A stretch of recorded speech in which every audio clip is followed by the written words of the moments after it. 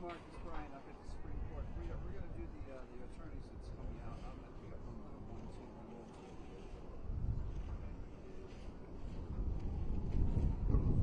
You should see my shot. It's just a wide shot. Thank you, sir. Right, exactly. That's what I did. I'm a local news guy. That's what it is. Thank you, sir. All right, thanks, Mark.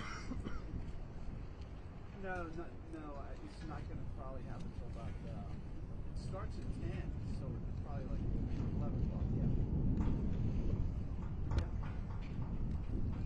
Oh, God, okay. Yeah, so, yeah, ready to go, Trump. All right, bye-bye. Bye.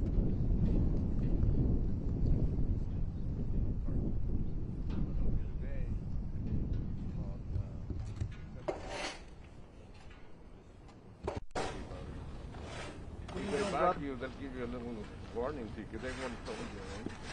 Yeah.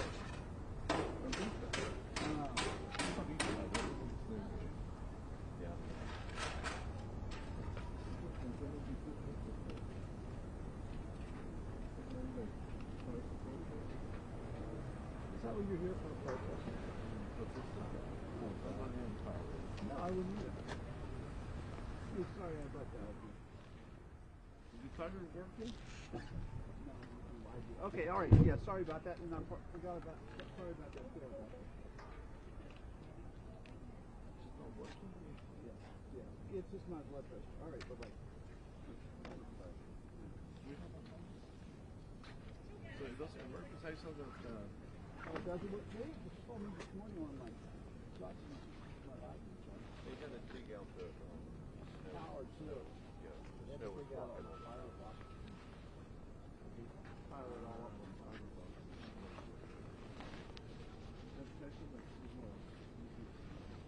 Yeah. Drunky this morning? I haven't seen. But he's been friendly. I haven't seen the old boy. I don't even know. I think they did their live cut now.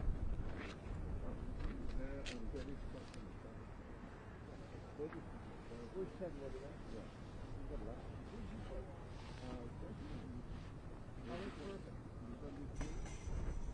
Yeah. And like, you know, the cops let you go, they don't care. No, they don't care.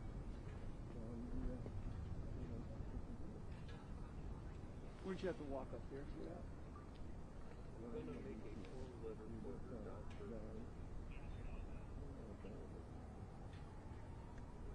This is funny. What's this one?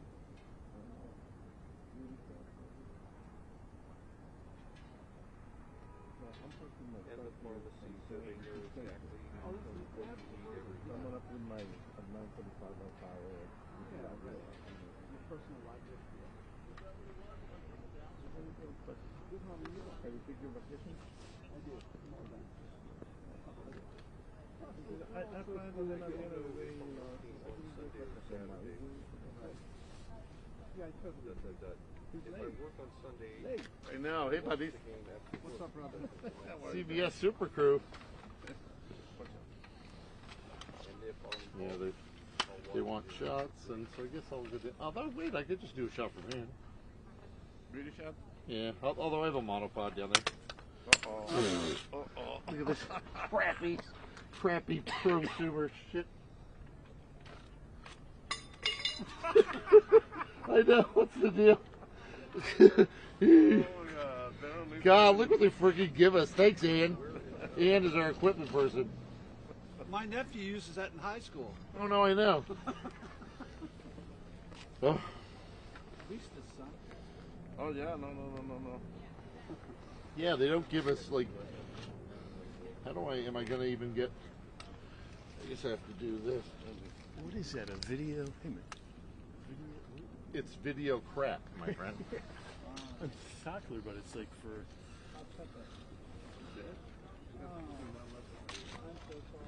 Remember just video crap? JVC? Right. Yeah, so let me just put it here for when... They want live shots, and then they want... Is this your hold it sticks, or is this the actual sticks? No, but the actual ones. Oh, wow. Oh, you I've called used me this back. one I for was a just while. calling to This is see number that you 3. were talking about something. Whatever, it'll do the job. Yeah, yeah. Because, yeah, they want shots for the journal and then. Well, it's asset number 101215.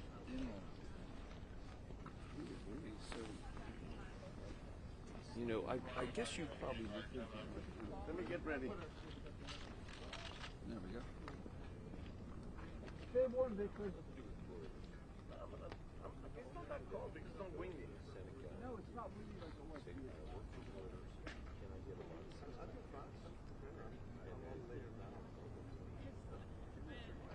An hour or two, and then they'll just say, and then they'll pull out everything. It's straight from that person. And then just say that, put everything in the jacket. Oh, yeah. Can we go on this side? I think so. When you go, I'll go with you.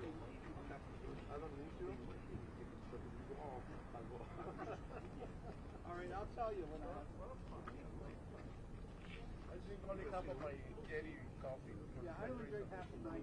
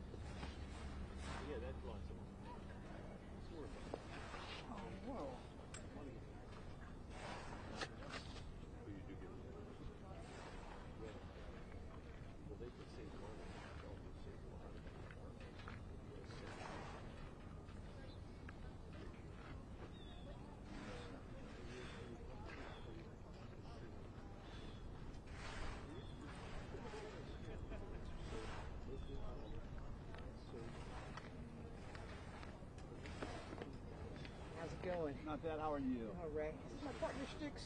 Yes. Here, okay. Yeah. More, plenty of room here, right? More space back Yeah. there. Nice blue stuff. Yeah.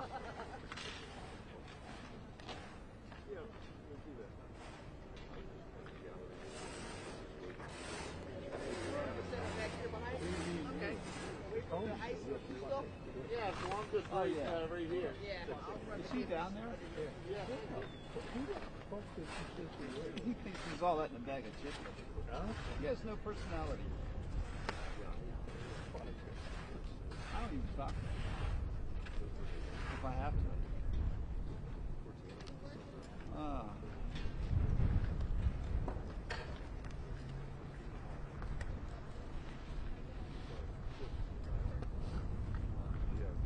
Whoa.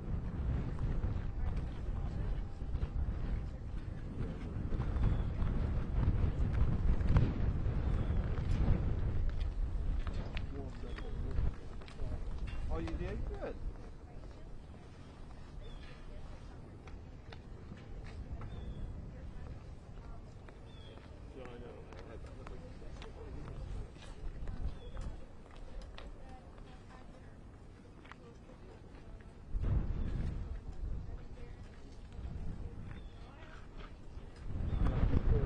Yeah. This is not a good side over here. See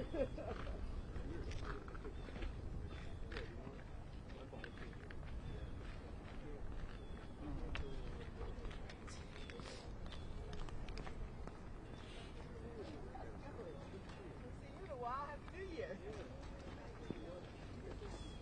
You good, Bruno? Yeah.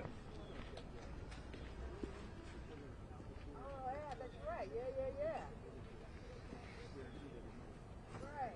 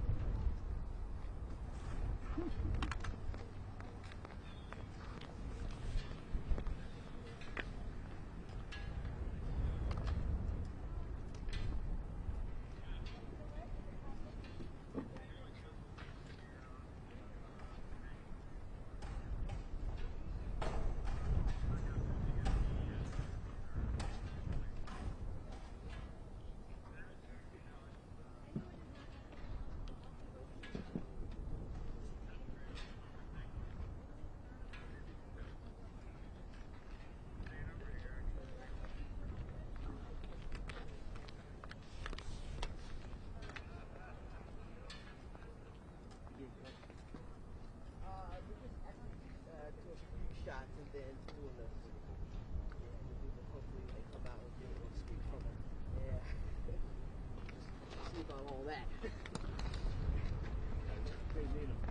Yeah, exactly.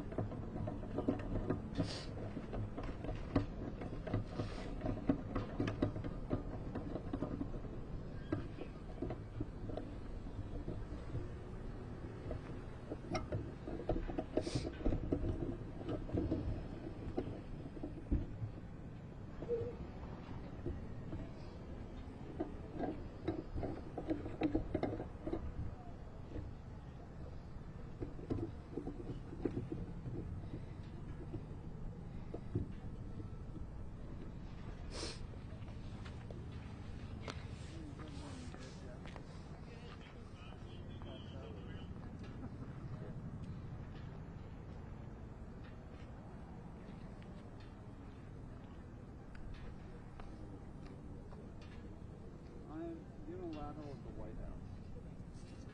I'll take that. Me and Jim are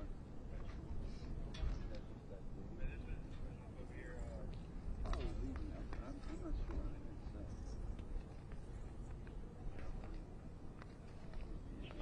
What are you going to do?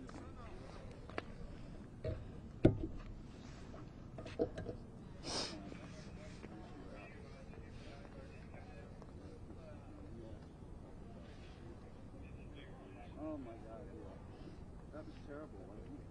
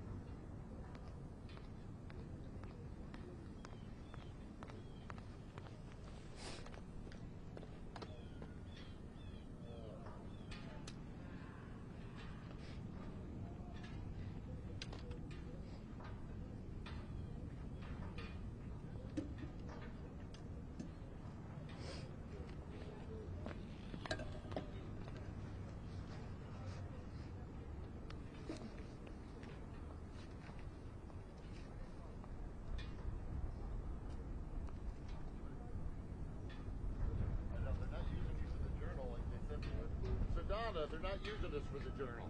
Oh, okay. I have this up. So I guess what I'll do is I'm gonna go get everything else. Okay. Yeah, so much for that. That figures. I guess I can set up here and we can be ready for this.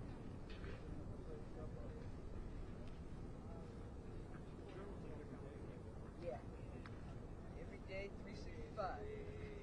Yeah.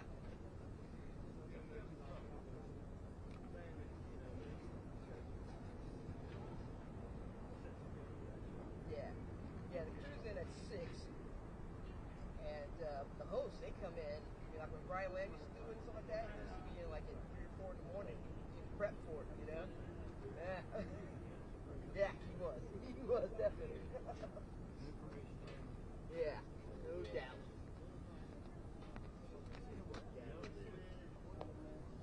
Yeah, well, when he finally retired, he's like kind of wanted to hang back a little bit and let Sam get in there and, you know, and get his feel for stuff. But, yeah. Miss Brian, though, man. Miss seeing him around the office.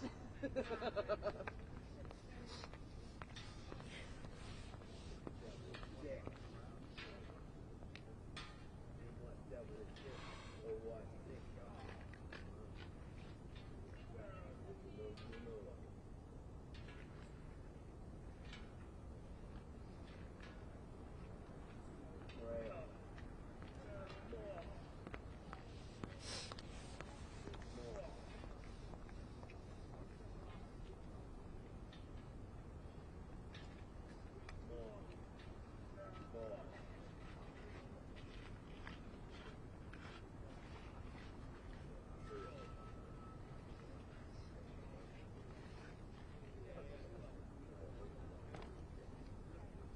Oh, so you're gonna you're gonna do audio over there?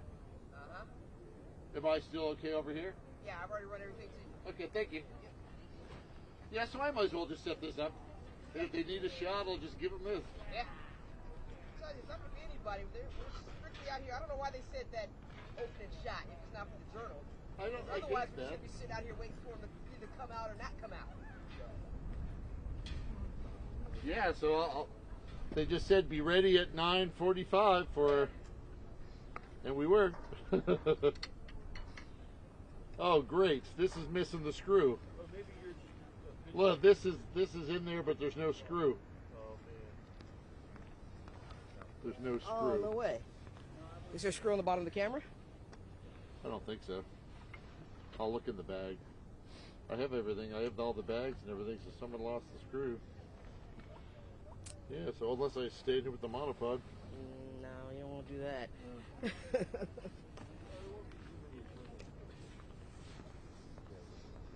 could be in the bag here.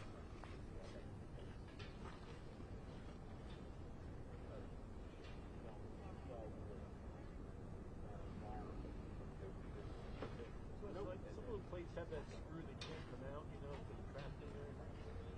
Yeah, it could be on the bottom of the camera. Although it's not. I don't see it on here. No, it's not on. It's not on here. Check my bag. I got a lot of them. Check the camera bag. I'll look in there.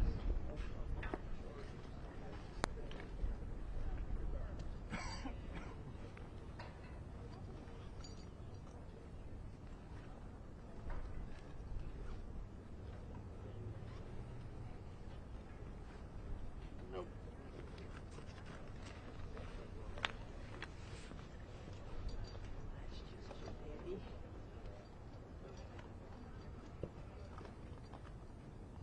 Yeah, so how am I going to... Oh, we can always call Eric, ask him to bring one back up. Yeah.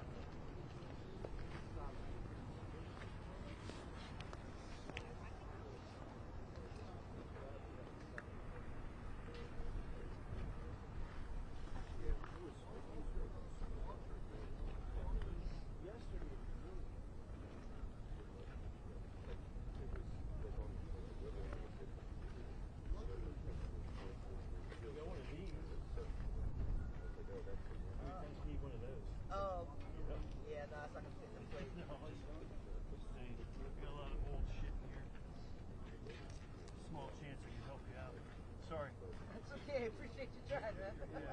No, we got, this is like the historical bag from like Kevin Fogarty's years, Yeah. going back 20 years. We're close enough with Gag. You can drive back up here and bring it. Yeah, you guys are close, right? 400? Yeah. Is Ann's number still 626-6133? I don't know unless looking at my phone. Not sure. Did you should request a whole new shop? Oh, you don't call Ann that often? No. I thought it was 6133.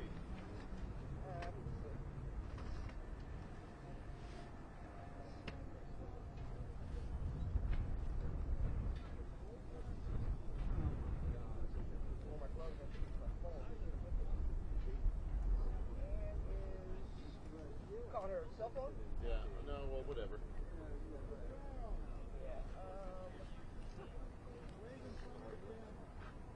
I was like taking Yes. I'm like all these stuff.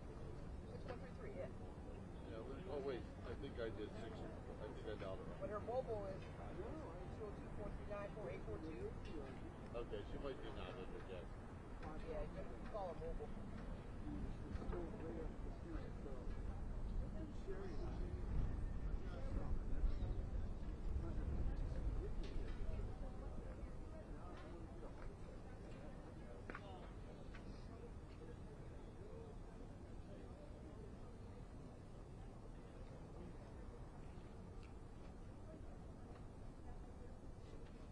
Oh, I got it. 439-4842.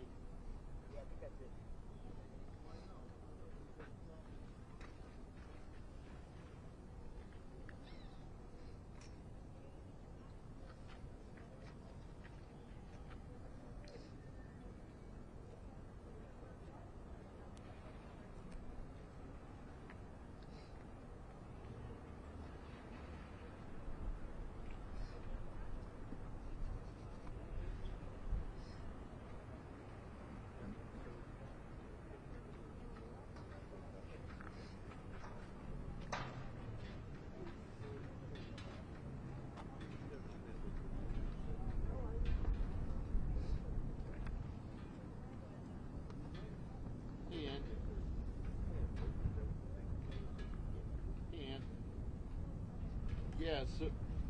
So the plate is with the tripod, but there's no screw for it. I looked in the bag and all the in the tripod bag, but there's no little screw that attaches the plate to the bottom of the camera. It's provided. Yeah, that's okay. Can Eric just bring us one? The screw? Okay. Okay. Okay, thanks. Yeah, thanks, bye. What do you need? Just the screw for this, you know. Hey Bruno. Just this little screw. Derek?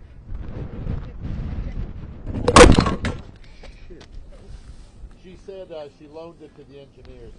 Oh, great. and they gave us this. Let me go get a sandbag. Okay. I'll be right back. All right. Tumbling down. The calliope crashed to the ground. Who's this? That one's mine. This is you? Yeah. Just put it anywhere. It was on my hand there. Cool. Cool. Yeah, I haven't seen you in a while. I know you're all remarried and all that stuff. How you doing?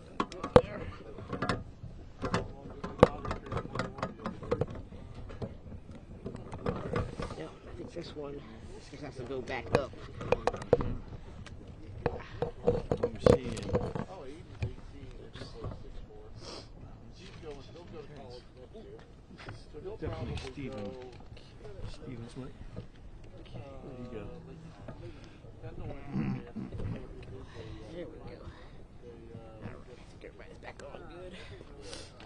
Stephen Epstein's, Oh, he's okay. a real actual, like yourself, he's a real actual audio person. Oh, yeah. With his own gears. He's got, this is a nice Sennheiser, just took a ride. That's nice. I like that it's a little fluffy there. Yeah. He's going to college in Canada. He's applying to Dalhousie and Halifax I'm going to go tell him. and a couple of schools in Ontario. That's cool. Yeah, because he's dual citizen.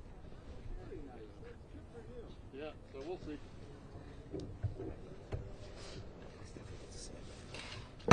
Okay, so they're sending us a screw. Okay, cool.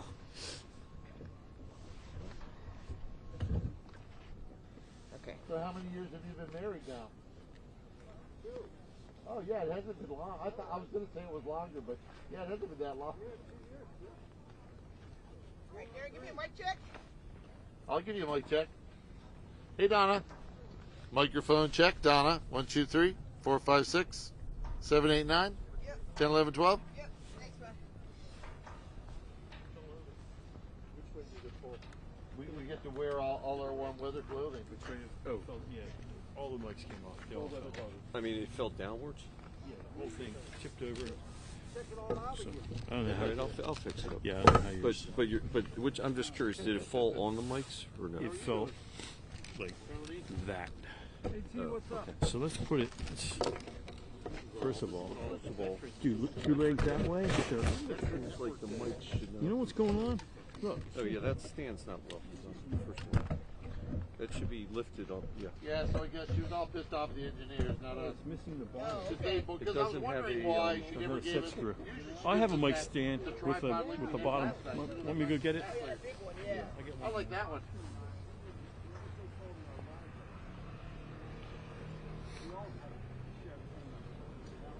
Oh well, it's not like we don't have time. That's true.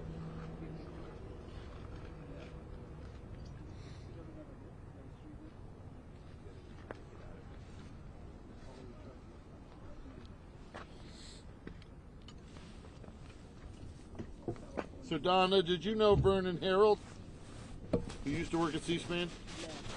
He lives in L.A., like near where the fires are. So he said they're on their way to him now. Oh, wow. This He looks was more posting stable. photos this Yeah. morning. Oh, wow. So just Well, did it fall because of the stand or? So Dallas was down there. Yeah, the stand. The He stand's said he was unstable. going to get a stand. Yeah, the stand's unstable and it needs it's a got a center sandbag. point there. Yeah, and it needs a sandbag also. So let's just do this one. And I have a sandbag if you want. Let's just do this one. Move it over. Cool, yeah. Yeah, once we get a thing, I'll be good.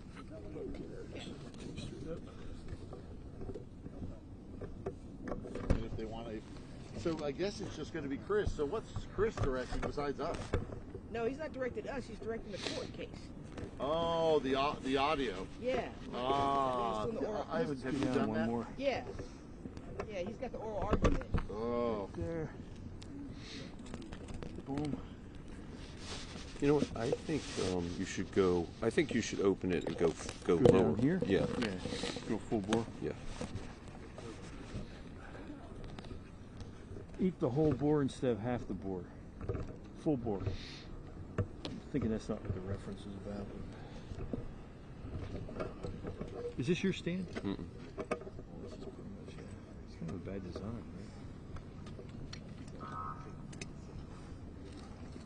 It should sit center.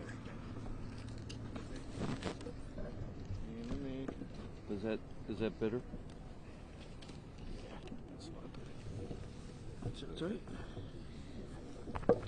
It's a little. Yeah, that's just the Was that design. how it was before? Yeah, it's like that. Bruno, how are you? What, did it break? It No, fell. your stand doesn't tighten at the bottom, Yeah, I know. so it was wiggled unstable, off, it fell over. So I brought this stand up. But so yeah, this is just a little. It's all right. Stand's a stand. What do you want, eggs in your beer? You know, we could prop it up with another stand. That's what I'll do. Let me do that. I'll put a stand underneath here to just give it a little support. You know what I mean? I think that'll work. Let me get that stand. Hold on. Shoot. Yeah, that's right. Leave it.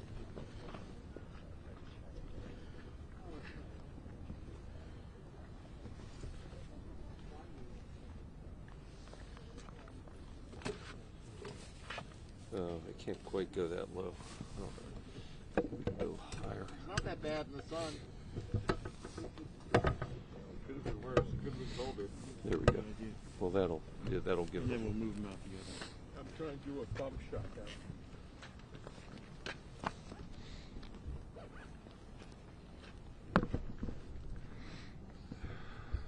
Am I in your shots? Yeah.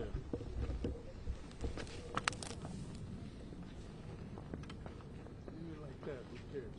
No, I'm just fixing my thing.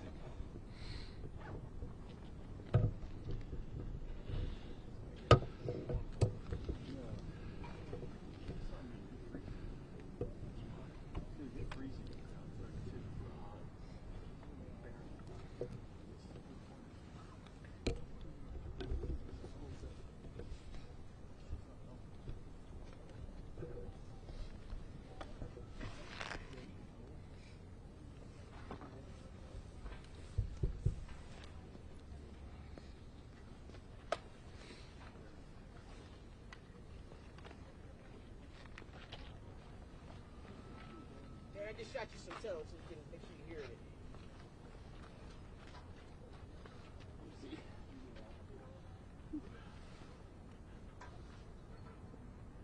Oh yeah, I've got it. Okay, good.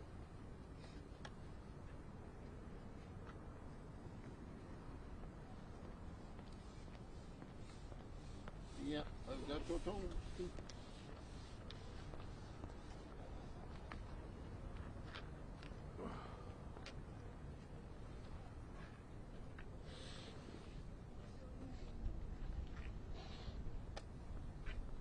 Yeah, I'll just power this down until they give me a plate. Okay.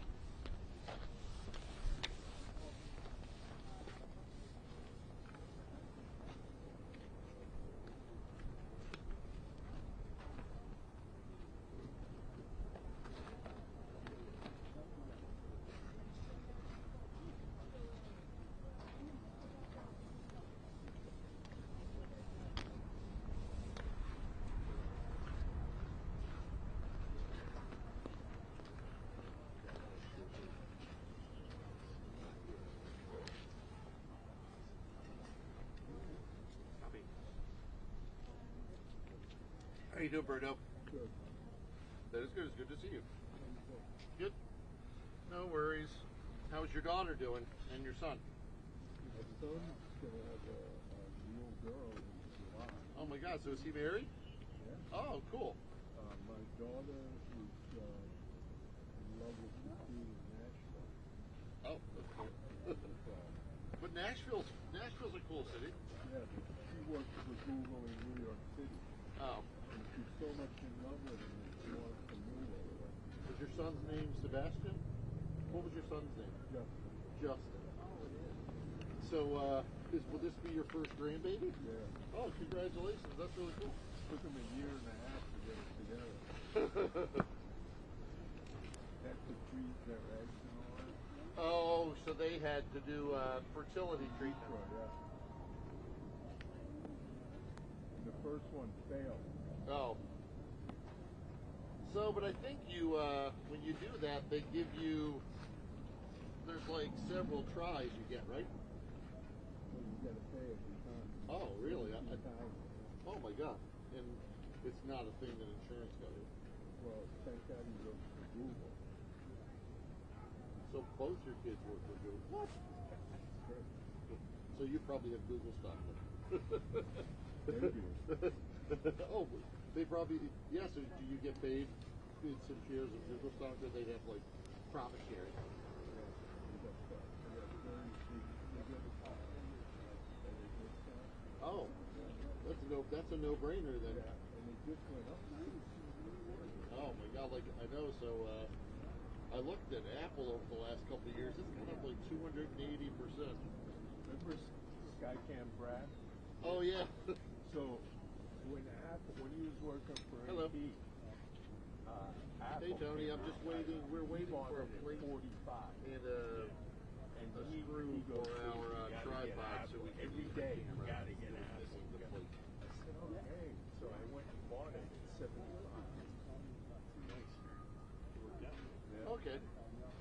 Yeah, I bought 1,000. Oh yeah. So Yeah, I know. the same cell line. I know. It's good. I mean, he's Okay, cool. always get the shot over you and me. Okay, cool. So what I'm going to do is let me get a shot ready for them. I'm going to use a different. I've got a monopod. Okay.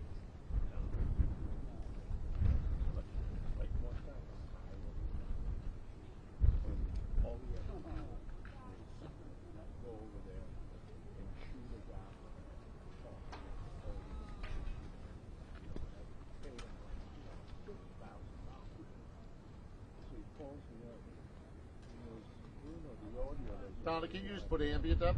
They're gonna use me for a shot for MC2. Gotcha. So what I'm gonna do is I'm just gonna use the monopod Okay. until Eric. Yeah.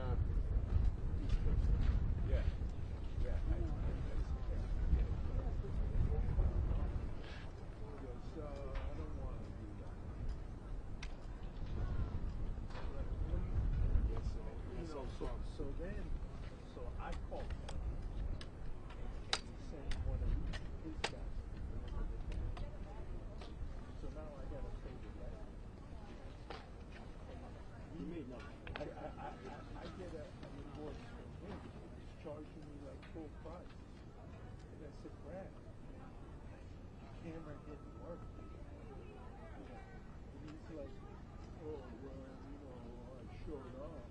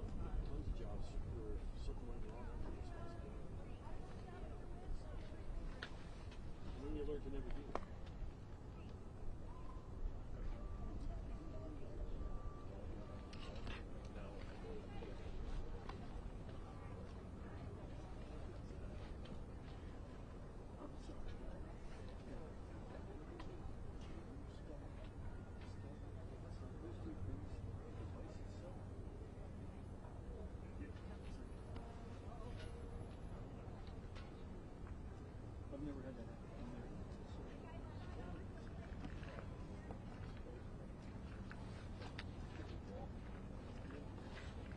Good morning, Gary. How you doing, man? Well, is there a roof over here? Can I sit up over there? Someone? We're doing a good audio too. Sure, I'll take it. All right. I'll be back in a second. If you don't mind. What happened was Dad was sending a good guy.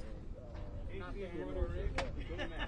Yeah, they decided we'll send somebody nice to me this time. Not one of those guys. Just kidding. I'll be back. Yeah. Hold it steady, Darren. We're doing a bump shot.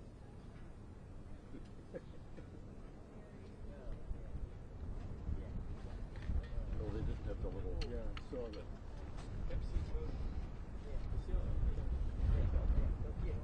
That's okay. They'll bring them one. Yeah, so you're blessed for kids. That's really good. They'll be able to take care of you. Well, I mean, believe it or not, I paid $780,000 in cash for college. Oh my God, that's a lot. And I mean, Syracuse was $2,200 a month. I used to look up in the middle of the night. My daughter goes to GW, and it's like 80-some thousand a year. She has part of it's a scholarship, but it's isn't it like my son can go to college in Canada for the same price as Maryland in-state. Like colleges in Canada, everything, school, I mean board, books, everything is $21,000 US. Maryland in-state is $26,000 American with everything. The tuition is $11,000. Maryland's the deal because if you're out of state, you go to Maryland, $45,000. If you're in state, like we live in Maryland, our kids can go for $11,000.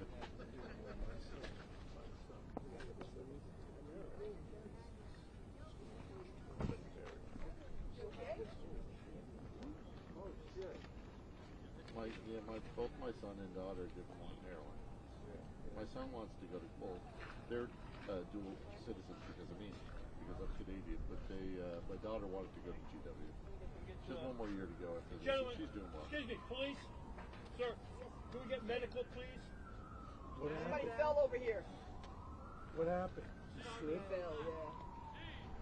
Did he get his head? That ski? Who is it?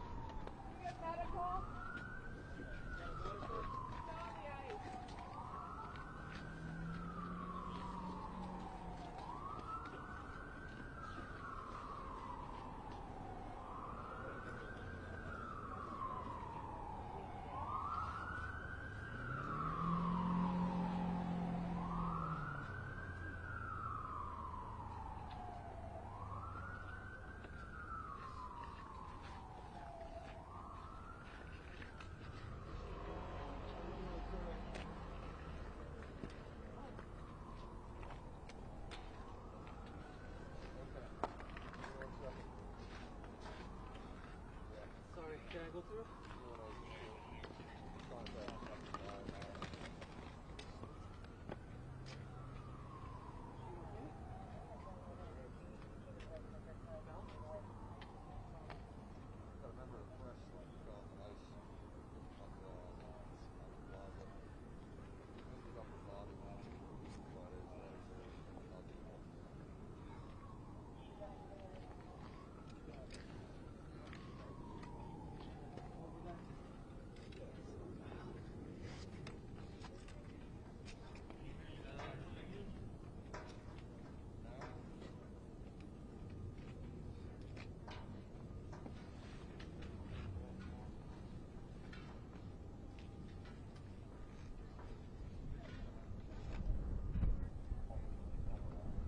MC2, can you talk to me, please? MC2 is Darren at the Supreme Court.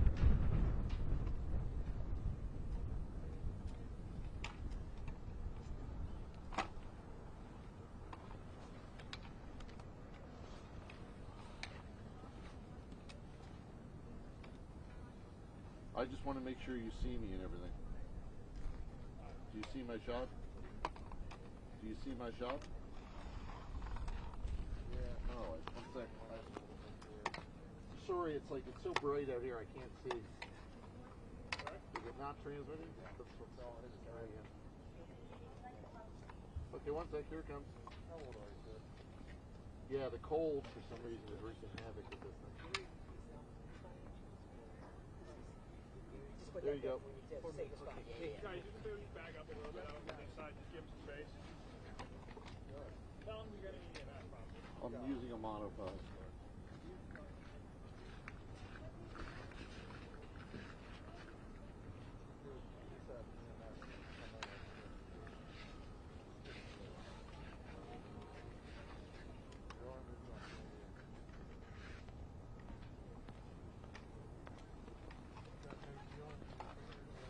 Yeah, do you need white or anything? Or you good? Sir, do you have a wallet on you by any chance? A wallet with your ID or anything like that? Okay. We don't want to move. Yeah, we don't want to touch it. We don't want to... Try not to move, alright? Yep. Yeah, we're going to need his driver's license. So who was that? It's got some factor with cold as well, but you hit your head, so I don't want to move you at all. Your head, your upper body more, And then if you hit the back of your head on that, Marble. that's not good. Probably hit your head pretty good on this side. A little bit, and it's cold out, you know. But I mean, I can see your legs are twitching a little bit here and there. I wouldn't be concerned right now. But nope, they should be here in a couple minutes. This guy here, then he's got the laundry from my feet, where it's stuck and blood. I'm going to check you out here for a minute.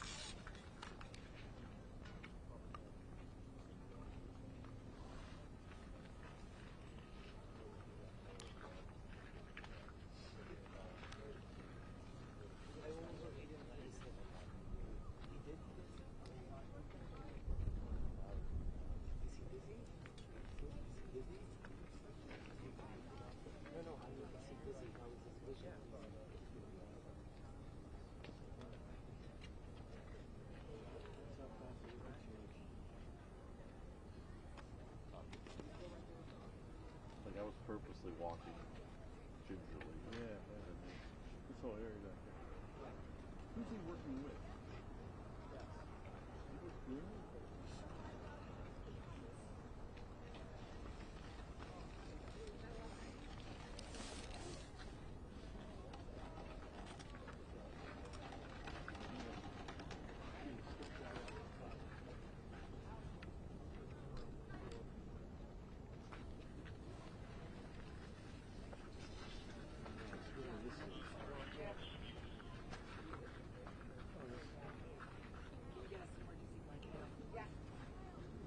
He's working with you. Yeah.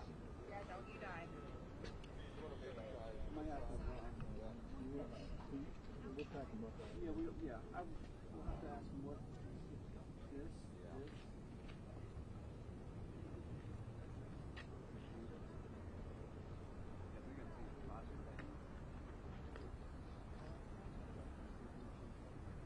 Oh my God! I fell over there earlier this morning. Just trying to get out of my car. Did you literally, did you fall? Yeah.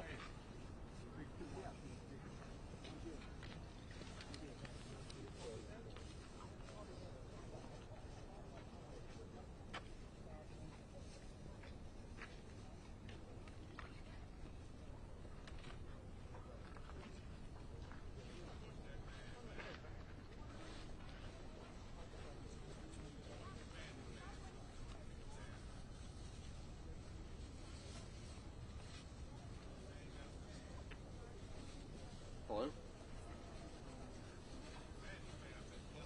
Okay, Donna will have. Yeah, Donna will come. Donna, can you go get it from Eric? Eric's over there. Yeah. Okay, yeah, Donna's coming.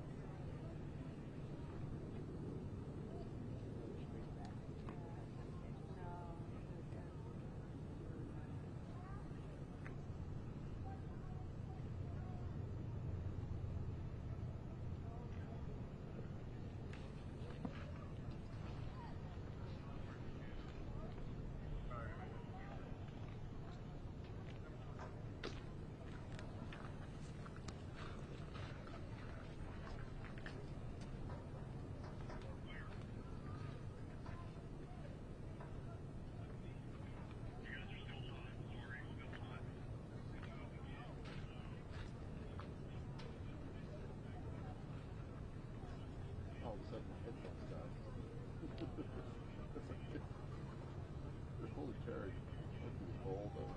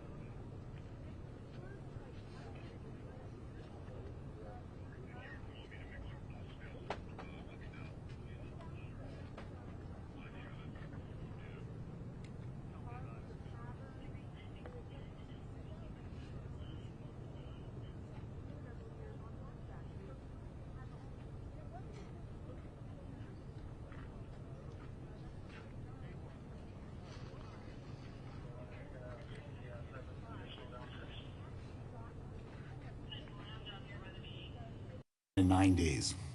That shouldn't happen for 3 reasons. First, TikTok Incorporated is a U.S. company speaking in the United States. The act requires it to go dark unless ByteDance executes a qualified divestiture. Whether you call that a ban or a divestiture, one thing is clear. It's a burden on TikTok's speech, so the First Amendment applies. Second, the act is content-based from beginning to end. It applies only to social media platforms that have user-generated content, except for business, product, and travel reviews. Within that content-based universe, it singles out a single speaker for uniquely harsh treatment. And it does so because the government fears that China could, in the future, indirectly pressure TikTok to disseminate foreign misinformation and propaganda. Finally, the act can't satisfy any standard of scrutiny. The government has no valid interest in preventing foreign propaganda, and its fallback that it seeks merely to prevent covertness makes no sense, since that could be addressed with a risk disclosure. The government's real target, rather, is the speech itself. Its fear that Americans, even if fully informed, could be persuaded by Chinese misinformation. That, however, is a decision that the First Amendment leaves to the people. Given that the government's data security rationale cannot independently sustain the act, it is also grossly under-inclusive and ignores the most obvious, less restrictive alternative, simply banning TikTok Incorporated from sharing any sensitive user data with anyone. In short, this act should not stand.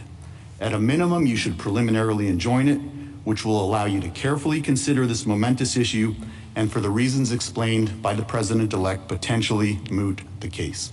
I welcome your questions. Exactly what is TikTok's speech here? TikTok, Your Honor, uses an algorithm that, in its view, reflects the best mix of content. What the act does is it says TikTok cannot do that unless ByteDance executes a qualified divestiture. That's a direct burden on TikTok speech, much less of a burden than the one that this court struck down in the Simon & Schuster case, where all the author had to do was take a certain amount of proceeds and put it into an escrow account for a short period of time to satisfy a civil judgment. So why does a restriction on ByteDance, which is not a citizen, is not located in the U.S., a restriction on TikTok? Because what the law says to TikTok is that TikTok, you cannot use the algorithm that you prefer to use unless ByteDance executes a qualified divestiture. So the law therefore falls directly on TikTok itself. It imposes a burden on TikTok speech, again, a much more significant burden than the one that was struck down in Simon & Schuster. So you're converting the restriction on ByteDance's ownership of the algorithm and the company into a restriction on TikTok speech. So why can't we simply look at it as a restriction on ByteDance? Because I think the burden falls directly on TikTok, and I can use a hypothetical that helps illustrate the point. Suppose that China used its leverage over Jeff Bezos' international empire, including his Chinese businesses, to force the Washington Post to write whatever China wanted on the front page of the Post. Surely the government couldn't come in and say, Jeff Bezos, you need to either sell the Washington Post or shut it down. That wouldn't just violate Mr. Bezos' First Amendment rights. That would also violate the Washington Post's First Amendment rights, because they are ultimately the one that's suffering the burden under that law, because they have to go dark and close up their books. Counsel, you began by saying this is a U.S. company operating in the United States. Yes, Your Honor. But the ultimate company that controls it, ByteDance, was found by Congress, and I quote this, to be subject to Chinese laws that require it to assist or cooperate with the Chinese government's intelligence work, quote, and to ensure that the Chinese government has the power to access and control private data that the company holds. So are we supposed to ignore the fact that the ultimate parent is in fact subject to doing intelligence work for the Chinese government? Well, Your Honor, I don't think you are supposed to ignore that at all, but I also don't think that it changes the analysis for a couple of reasons. Look, TikTok and... Well, just hold a second. Well, as I said, you began by saying this is a U.S. company operating in the United States, and it seems to me that you're ignoring the major concern here of Congress, which was Chinese manipulation of the content and acquisition and harvesting of the content. Sure. And I'll start by saying that TikTok Incorporated is a United States subsidiary operating in the United States with its own set of free speech rights. Do you dispute the fact that ByteDance has ultimate control of TikTok in its corporate organization?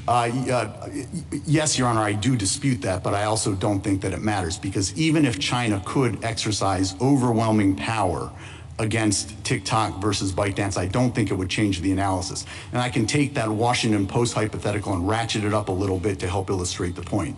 Let's suppose that the Chinese government had actually taken the Bezos children hostage, and it was using that leverage in order to force Bezos and the Washington Post to publish whatever they wanted on the front page of the Post. So China effectively has total control. I still don't think that Congress could come in and tell Bezos either sell the Post or shut it down, because that would violate Bezos's rights and the Washington Post rights. Maybe what they could do is come in and say, you need to disclose the fact that you're under this amount of coercion, so that the people who are looking at the paper understand it and can make their own assessment. But I think the First Amendment rights of both Bezos and the Post would be directly implicated, notwithstanding that China in that scenario has effectively total control over what gets printed in the Washington Post. Counsel, let me break this down. I understand your argument that there is a First Amendment right that the U.S. company has. I'll go that far with you, okay? I'll take it. Because we're affecting their ability to talk in whatever way they choose. The Washington Post could choose without any influence or threat against the children of Mr. Bezos to promote Chinese policy, and our First Amendment would permit them to do that if they chose it independently, correct? Yes. Now the question becomes, so it's not, that's just a given that they have a First Amendment right. The next question is, assuming they do, what's the level of scrutiny we apply? Isn't that what the issue here? That is certainly one of the issues, Your Honor. All right. So if we get to that side of the issue, that TikTok USA has some sort of First Amendment right, taking your example, if the government said no speaker is free to speak under a criminal compulsion by someone else because of extortion, because of kidnapping, we are doing this because it is the only way to ensure the safety of people, that they are not going to be kidnapped or threatened, their lives threatened. You don't think that the government has a compelling state interest in saying if there is a threat, a physical criminal threat against someone to do some activity, that the government couldn't say, I'm not questioning whatever the content is of that activity. I'm simply saying we, in our governmental powers, have a right to say, you can't do that. You can't speak. Sure, Your Honor. So, to take your question in pieces, I do think that they would have a compelling interest in that scenario to do something. But what I don't think is that they could simply target speakers in speech. Take, for example, generally applicable laws like the So trading. you think in that situation that the only thing the government could do is tell the Washington Post, disclose to the public that you are saying this because you are being forced to? So, sure. That's the only remedy the government could undertake? No, Your Honor, but I want to make sure I understand the hypothetical. The compelling interest is in preventing this kind of compulsion, coercion, and ultimately harm to children. And I think that the government has a lot of different ways they can address that through speech-neutral laws. And I was going to point to things like the Trading with the Enemy Act or Russia sanctions. You can broadly say and attack problems. They haven't been very effective. Well, be that as we're still having people kidnapped. We're still having coercion. And be that as it may, you can say to Americans, you cannot collaborate with our enemies at all. And if you do that, you're going to be severely punished for doing All that. right, we can go on to the effectiveness of the remedy. But the point is, I believe, that even if your First Amendment rights are impinged and there is some protection, the question is at what level of scrutiny?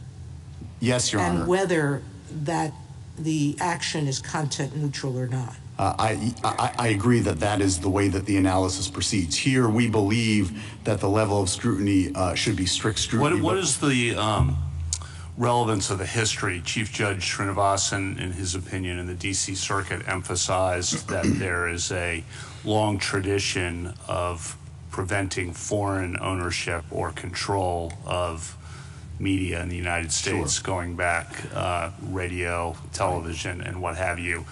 I would think no matter the level of scrutiny, that history has to be important, and I want to get your response to it. I don't actually think it's important in this context because that history all arises in the context of bandwidth scarcity. And in that context, you have the government that's in the position of doling out a limited number of licenses. And when you have to dole out a limited number of licenses, you by definition have to pick winners and losers.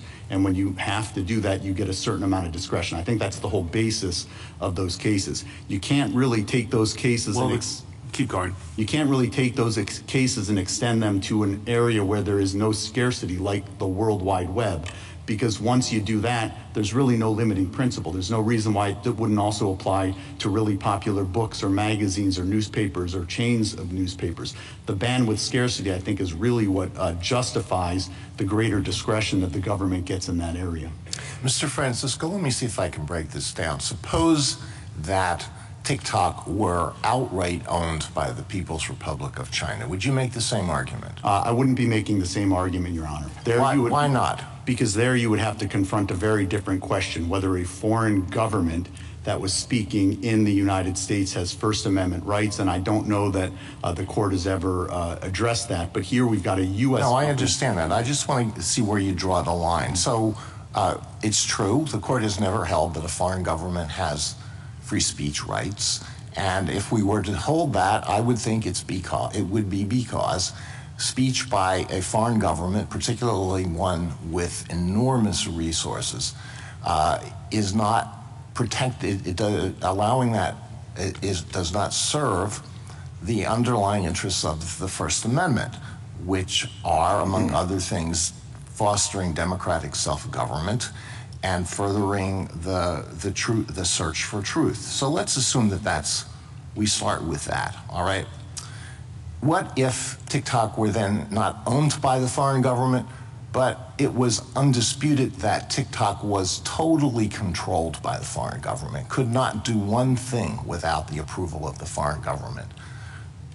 That's different? I do think that it is different, Your Honor. For example, I've given the hypothetical that I've given, but there are a lot of companies in this country that have foreign owners, not just companies like Politico, which is German-owned, or Al Jazeera, which is partly owned by the government of Qatar. I understand that, but what would be the reason for drawing that line? Sure, if there's a good reason for saying that a foreign government, particularly an adversary, does not have free speech rights in the United States, why would it all change if it was simply hidden under some kind of contrived corporate structure? Because it is a U.S. speaker. I'll give you another example. AMC movie theaters used to be owned by a Chinese company. Under this theory, Congress could order AMC movie theaters to censor any movies that Congress doesn't like or promote any movies that Congress wanted. And I think the reason is that here, where it's conceded, you actually have a bona fide U.S. company. It is not simply a Chinese cutout that is the Chinese government speaking itself. All right, but let's an say that's not a United States complete, let's company. say this is not a complete answer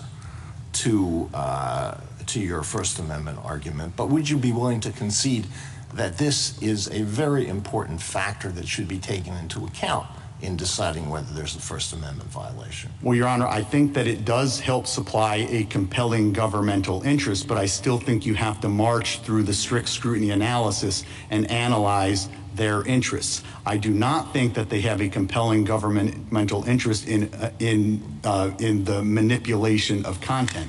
I think that is in the teeth of the First Amendment, and if you look at the government's brief and the rest of the record in this case, that's really what it's focused on. Their complaint is the fear that the content could be critical of the United States government or could undermine our democracy. Yes, Your Honor. Mr. Francisco, I just wanted to follow up on that line of questioning with just some fact questions, because it seems to me there are a couple of things that the parties still dispute about facts in this court, which is a little unusual.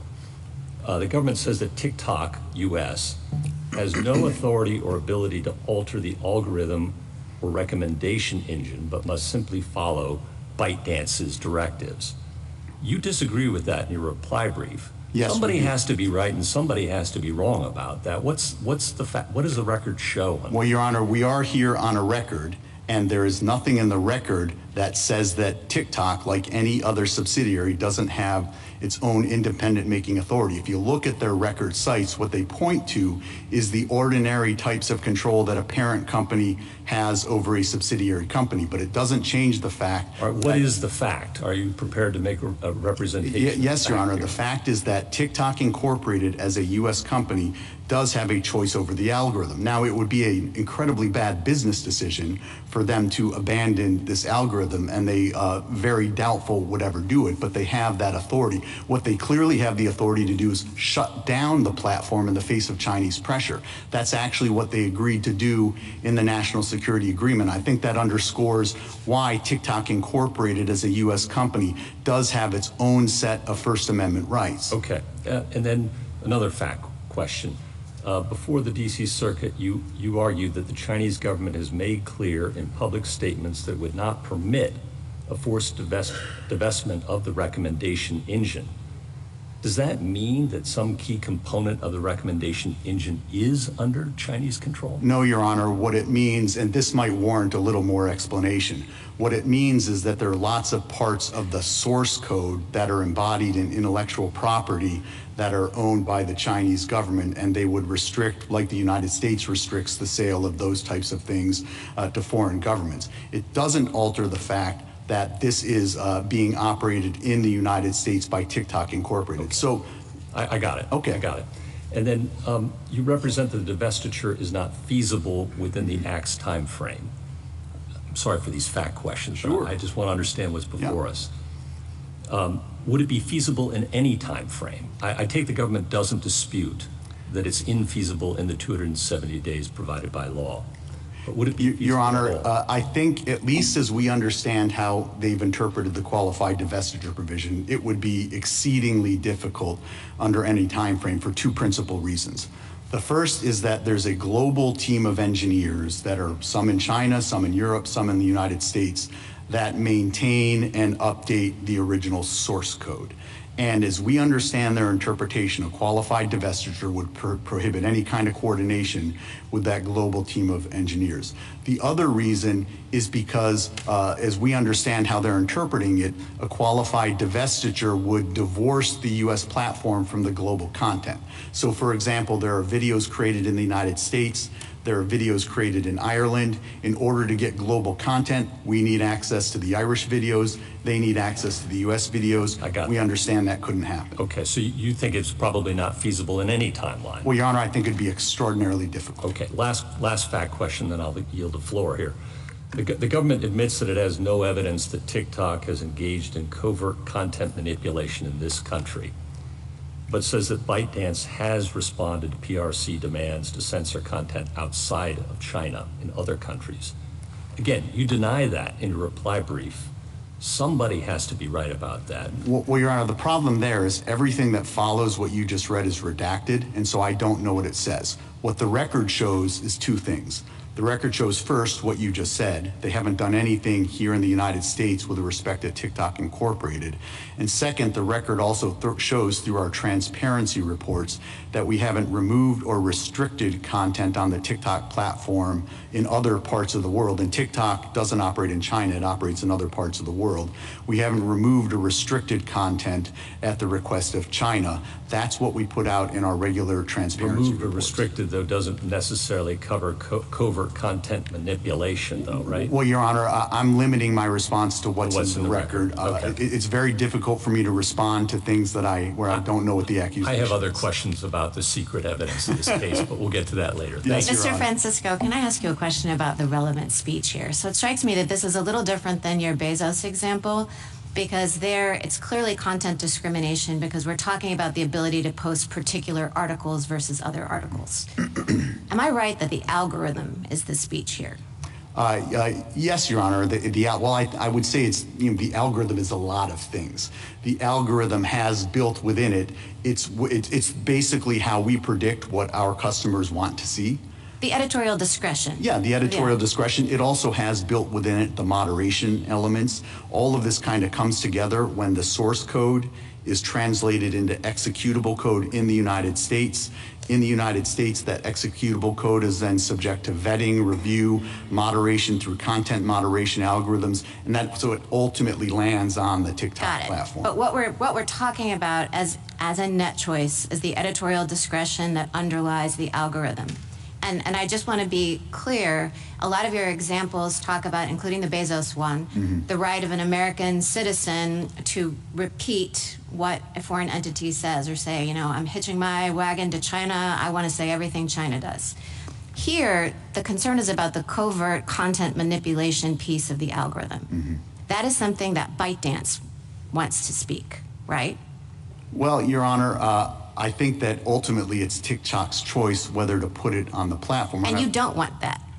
Is your client disclaiming any? We absolutely resist any kind of content manipulation by China at all. But what I do want to focus in on is what their asserted interests here.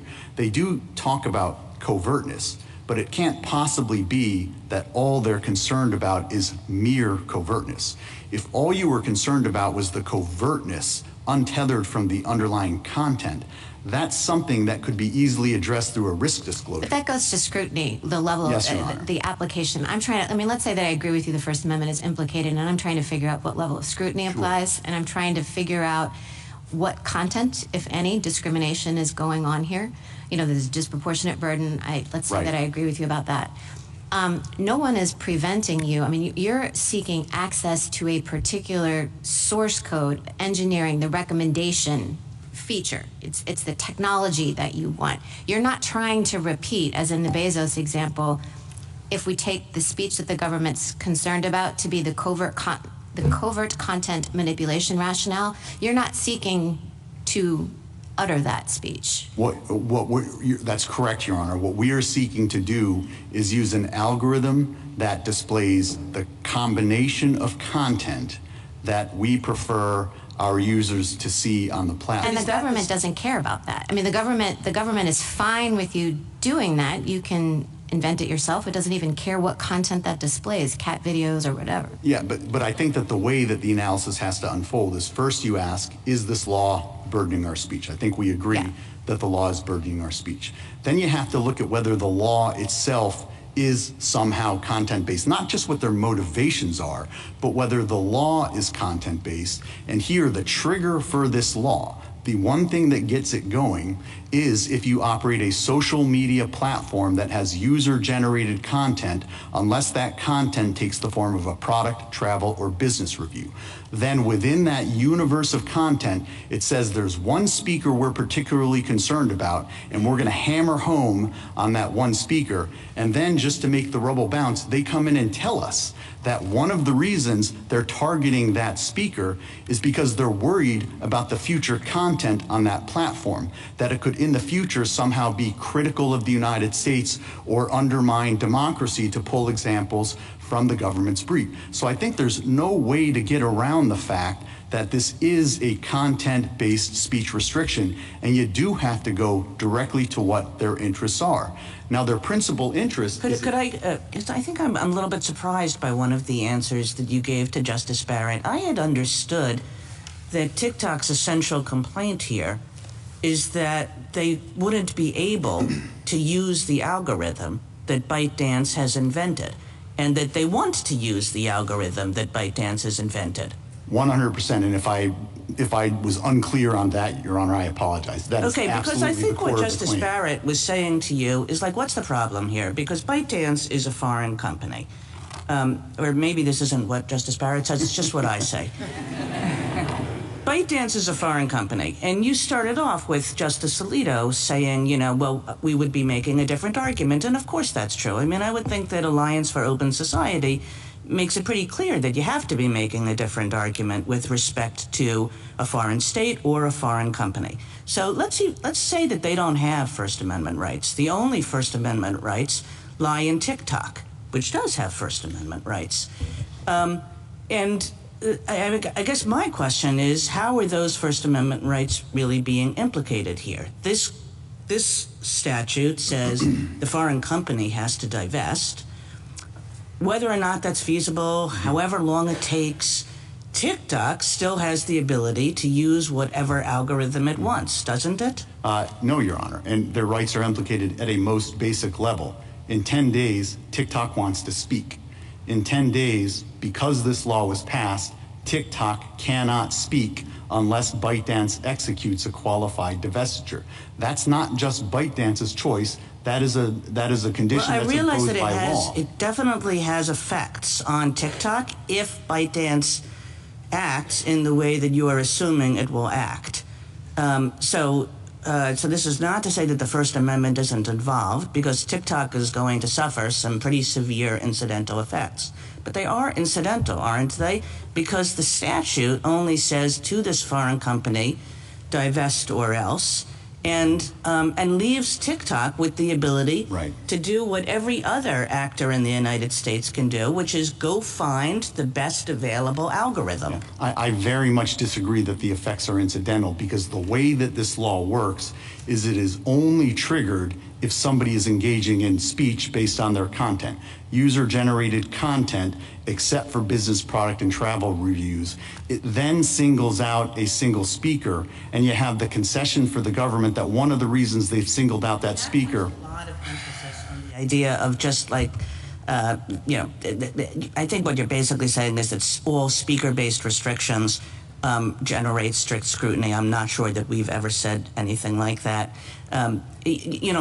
Let's put aside your argument that this is facially content-based. It seems to me that your stronger argument, or at least the one that most interested me, was this argument of, look, if the government is doing something specifically for the purpose of changing the content that people see, that has to be subject to strict scrutiny. But I don't see that as affecting TikTok, as opposed to as affecting ByteDance. Well, no, I very much do see it as affecting TikTok, because they choose this algorithm because it reflects the mix of content. The government's fear is that China could come in and pressure TikTok through ByteDance to TikTok to alter that mix of content to make it too pro-Chinese or too anti-American. That is very much directly a content-based charge straight at TikTok. The other point I would like to... I hear you that it might very well have that effect. I guess what I'm suggesting is that the law is only targeted at this foreign corporation which doesn't have First Amendment rights. Whatever effect it has, it has. You know, maybe ByteDance will figure out a way to like put this on open source, and then TikTok will be able to use the algorithm. So, Your Honor, if I could take that on directly, because I think TikTok has First Amendment rights. To the extent ByteDance is speaking in the United States, it, I believe, has First Amendment rights. If you conclude that neither has First Amendment rights, then surely the creators have First Amendment rights. But if you take a step back, what their position is that none of these entities, this is the universe of entities affected by this law, none of these entities have the authority to assert First Amendment rights, which means that the government really could come in and say, I'm going to shut down TikTok because it's too pro-Republican or too pro-Democrat or won't disseminate the speech I want, and that would get no First Amendment scrutiny by anybody. That cannot possibly be the case, yet that is the effect of their position. The last point I'd like to emphasize, though, is this law, like the Playboy case, like the Hobby Lobby case, has built within it a less restrictive alternative, which is the general provision, by definition designed to protect against the very harm the government is identifying. Suppose New York State passes an asbestos abatement law. They say these types of buildings have to abate asbestos. In addition, New York Times, you have to abate asbestos in your building, and they say there are two reasons for this. One, we want to abate asbestos. Two, we hate the New York Times editorial page. Surely, at the very least, what you're going to say is you can't target the New York Times directly. What you can do is throw them into the general process. Thank you, we think Counsel. that's the minimum that should be done here. Thank you, Counsel. We've been talking about connection between the regulation of TikTok and the burden on expressive conduct. And your basic position is that interfering with the ownership of TikTok constitutes a direct regulation of the expressive conduct of other people. What is your best example in our precedent of a situation where a regulation of corporate structure or something else has been treated as a direct regulation of expressive conduct? The regulation of a corporate structure as Your Honor, I don't have a case at my fingertips. I can consult. Well, I don't have one at my fingertips or any other rebuttal, but I think it's quite clear, though, that if you're saying to a company, you have to stop talking unless somebody else does something, and that's imposed by the force of law, it directly affects that company's speech. Well, it's again, I don't know if it's directly affecting the company's speech or the speech of third parties, and I'm not sure what, where your emphasis is. But again, I'm not sure there's another case where we've said that regulating a company others' expression should be treated as direct imposition on their speech in terms of the standard of review, for example, when it's based on derivative regulation of corporate structure of somebody else. Well, Your Honor, I think that it's, I would concede that this is a pretty unprecedented case. I'm not aware of any time in American history where the Congress has tried to shut down a major speech platform. But I think that if a law imposes a direct regulation on a third party, that in turn results in shutting down somebody else's speech, and they do it for content-based, viewpoint-based reasons, and in particular on this record, because the speaker that is ultimately being shut down, they don't like the speech of that particular platform, that's a real problem. So it may be a real problem or may not, but I just am wondering if there's any precedent where we have that same connection and that it affects the standard of review, for example. You would treat it as a direct restriction on expression. Even the only thing the law does is say, in this case, somebody other than the Chinese government has to own. So we don't have any direct precedent along the lines that you're citing, but we do have precedents. We have cases like ACARA, and what ACARA says is if the law is totally speech neutral, then that's one thing. We have cases like O'Brien, which say if the law doesn't care about speech but happens to draw in speech, that's another thing. Both of those cases make clear, however, is that when the law is concerned with the content of the speech, when the justification is based on the content of the speech, that's cases like Reed 2, then you do trigger strict scrutiny. So then I think your argument comes down to, is this direct concern with speech, or is it concerned with the potential for Chinese interference with the level of interference indirectly? In other words, they're not coming back. The Chinese government, TikTok, doesn't care what the people are saying on TikTok. That's not the concern. The concern is that they are regulating a particular channel of communication. And I just wonder if there's any precedent for that type of thing. They're not saying we're going to restrict this content and that content, but not this. They're just saying we're going to be in a position where we can control what happens, whether it's based on expression, whether it's based on anything else. So, Your Honor, I disagree, and I think if you take a step back and look at this record, I think it is quite clear that it is focused on both current and potential future content on TikTok, TikTok Incorporated. Here, you don't have just an act that is based on speakers and speech. It's triggered by speech. It's focused on a single speaker, TikTok Incorporated. Justice Thomas, anything further? Justice Alito? What if Congress, if there were nothing in this act about content moderation or covert manipulation, what if it was just about preventing what Congress viewed as an enormously powerful, popular application from gathering an arsenal of information about American citizens, and they said this is the worst offender and we're going to require divestiture by this offender? Would there be a First Amendment problem there? And if you think there would be, what would the level of scrutiny be? Yes, there would be a First Amendment problem if you had a law like this that was only focused on speakers, those who use user-generated content other than product, travel, or business. Well, Congress concludes that this particular entity is the worst. This is the worst offender, and it happens to be an entity that is involved with speech. If all you had, so I want to make sure I understand the hypothetical. The only provision you have is one that says this company has to shut down because of data security. Right. I would have a different set of arguments.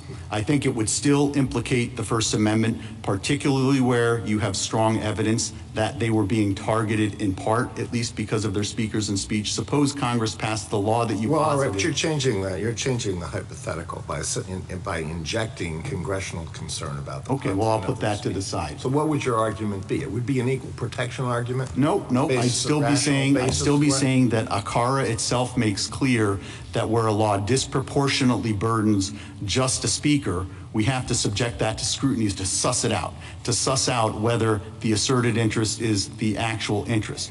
There, the asserted interest is in data security. I think I would have a couple of arguments under whatever form of scrutiny you wanted to apply, whether it is strict scrutiny or intermediate scrutiny in that context. I would say first that law is dramatically under-inclusive because it categorically exempts e-commerce apps that this record shows have comparable ties to China. You say, I don't want to prolong this too much. You say this is not like ACARA, I think primarily because you say that the divestiture requires the new company to cease using the algorithm, right? No, I think it's not like ACARA for a much more fundamental sense. ACARA involved a totally speech-neutral law. It didn't go after speakers at all. If you had a law in ACARA that said we're going to prohibit prostitution in bookstores only, then I think that ACARA would have come out differently. There would have at least been, some kind of intermediate scrutiny, potentially strict. All right, well, that's the law that I think is your hypothetical. Walk away from the hypothetical that I posed for the purpose of narrowing in on what your argument is. I understood you to say that that would not be a solution to the problem because one of Congress's motivations was based on the content of TikTok. Am I wrong in that? Did I read your argument incorrectly? Well, I think that I want to make sure I understand what you're saying. I certainly think that because one of the motivations was content, that is an enormously important fact. I was trying to answer your hypothetical where we were trying to take that out of the mix. And the reason why ACARA is different is because ACARA didn't just simply say no prostitution in bookstores. That's what your hypothetical effectively says. It says no data security problems in speakers or in this particular speaker, and I think that that would trigger, at the very least, intermediate scrutiny. All right, and thank you. Justice Sotomayor? That goes to my question, which is, Justice, the Chief Justice asked you whether or not we've ever had a case where pure ownership was at issue and not speech. And I don't think we've had one like that, you're right, but I don't think that your the question gets to the essence of your argument, is it? The essence of your argument is you're being asked to divest because of speech, correct? Correct. All right. So if I get past that, if I go to Justice Alito's point, which is I don't think it's just about speech, it's about data control. Mm-hmm. If it's about data control, and assume, for the sake of argument, that I believe intermediate scrutiny applies to the data control provision, then your arguments would be different, wouldn't they? They would be under inclusiveness, they would be other arguments, correct? Well, Your Honor, I think they'd be very similar because I think the nature of our arguments work just as well under intermediate and strict scrutiny. If I could unpack that a little. No, I'm not going to, because we're going to run out of time, because we're going to need to figure out what intermediate scrutiny means, but I'm not sure it means what you do, which is I don't think any of our cases have ever suggested that we have to use the least restricted means under intermediate scrutiny. In fact, our cases have said we have to use a reasonable means. And if I could respond to that point specifically, I completely agree it's not a least restrictive means alternative, Your Honor, but you do have to at least consider alternatives. Here, if the concern, let's take the data security concern, which you put your finger on. I know you want to keep going on, but I can't let you, because I can't monopolize the argument, okay? But let me just get to the bottom of that, all right? You seem to suggest that Congress has to actually look at all of the alternatives and say no. I don't think we have a case that says that. I am not suggesting. If from the record it's clear that alternatives won't be adequate for whatever set of reasons, isn't that enough? If the record were clear on that, that might be enough. Now I take that. Now let me go to the next question and the last. If I could, Your Honor, just one sentence. If on the key less restrictive alternatives, they had actually considered them and said what you suggested, this would be a different case. But our point is that on the key, most obvious, less restrictive alternatives, a law, for example, that simply prohibits TikTok Incorporated from sharing any sensitive user data with ByteDance or anyone else, there's nothing in the record that suggests they even considered it. And that's why it would fail under even intermediate scrutiny. We have a different problem, which is that the record shows that there is no sharing that could happen that wouldn't put the data at security. But we can go past that. That's incorrect, actually. No, because the NSA doesn't. I'm not talking about the NSA. Or even anything else. But putting that aside, one last question. Assuming that the covert manipulation issue is one, I think that what remains is, to the Chief's question and Justice Alito's questions, if the covert manipulation is a concern, then the question becomes what kind of burden does it put on TikTok USA? And I think your point is that that requires strict scrutiny because it doesn't permit them to speak to the Chinese government through the algorithm and promote whatever speech it wants to promote through the algorithm, correct? It doesn't permit them to speak to the American public through the algorithm. Right. And promote whatever type of speech they want to promote on the algorithm. And I also think that this covert manipulation is a little bit odd. They're not concerned just with covertness. If all you were concerned with was secret. I'm going to ask Xi about that. How do you disentangle the two things? Thank you, Your Honor. Justice Kate? Justice Gorsuch? Justice Kavanaugh? Just on the data collection interest, I think Congress and the President were concerned that China was accessing information about millions of Americans, tens of millions of Americans, including teenagers, people in their 20s, that they would use that information over time to develop spies, to turn people, to blackmail people, people who a generation from now will be working in the FBI or the CIA or in the State Department. Is that not a realistic assessment by Congress and the President of the risks here? Well, Your Honor, I'm not disputing the risks. I'm disputing the means that they've chosen. One way, the most direct way to address that, all of this user data sits on data servers in Virginia controlled by Oracle. I'm not talking about the National Security Agreement. What I'm talking about is a law that simply says to TikTok Incorporated and its U.S. employees, you cannot share that user data with anybody. You can't give it to ByteDance, you can't give it to China, you can't give it to Google, you can't give it to Amazon, you cannot give it to anybody under threat of massive penalties. They never even considered that most obvious alternative, and so whether you apply intermediate scrutiny or strict scrutiny, it's not a least restrictive means test, but you gotta at least consider the most obvious alternative. So you acknowledge the risk that Congress and the President were concerned about. You're just saying the means they chose to address that risk were incorrect, so not permissible. I certainly acknowledge the risk, but I think there are lots of reasons, not just the one I just gave, but there are lots of reasons why that risk still can't justify the law. When it sits alongside of the impermissible covert manipulation risk, I think it falls under Mount Healthy. It's no different if they came in and said, we passed this law, one for data security. I understand that, but just on the data collection, that seems like a huge concern for the future of the country. And Your Honor, again, it is a concern, two responses. First, it is a concern that can be addressed directly. The reason why there's no evidence in this record about whether that kind of direct prohibition on TikTok Incorporated from sharing sensitive user data with anybody, including ByteDance, the reason why the record is devoid of any evidence of that is because Congress never considered the other side of the balance. And that's the minimum that Congress has to do under the First Amendment. It's got to at least consider the consequences of shutting down a speech platform used by 170 million Americans against the benefits of an alternative, like simply saying to TikTok's employees, you're essentially going to get massive fines, potentially jail sentences, if you share any of that sensitive user data with anybody.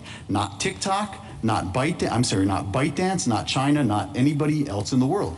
Yet there's nothing in this record that suggests they even considered that alternative. What happens after January 19th if you lose this case? Can you just spell that out? At least as I understand it, we go dark. Essentially, the platform shuts down. Unless there's a divestiture. Unless there's a divestiture, unless President Trump exercises his authority to extend it by night, but he can't do that on January 19th.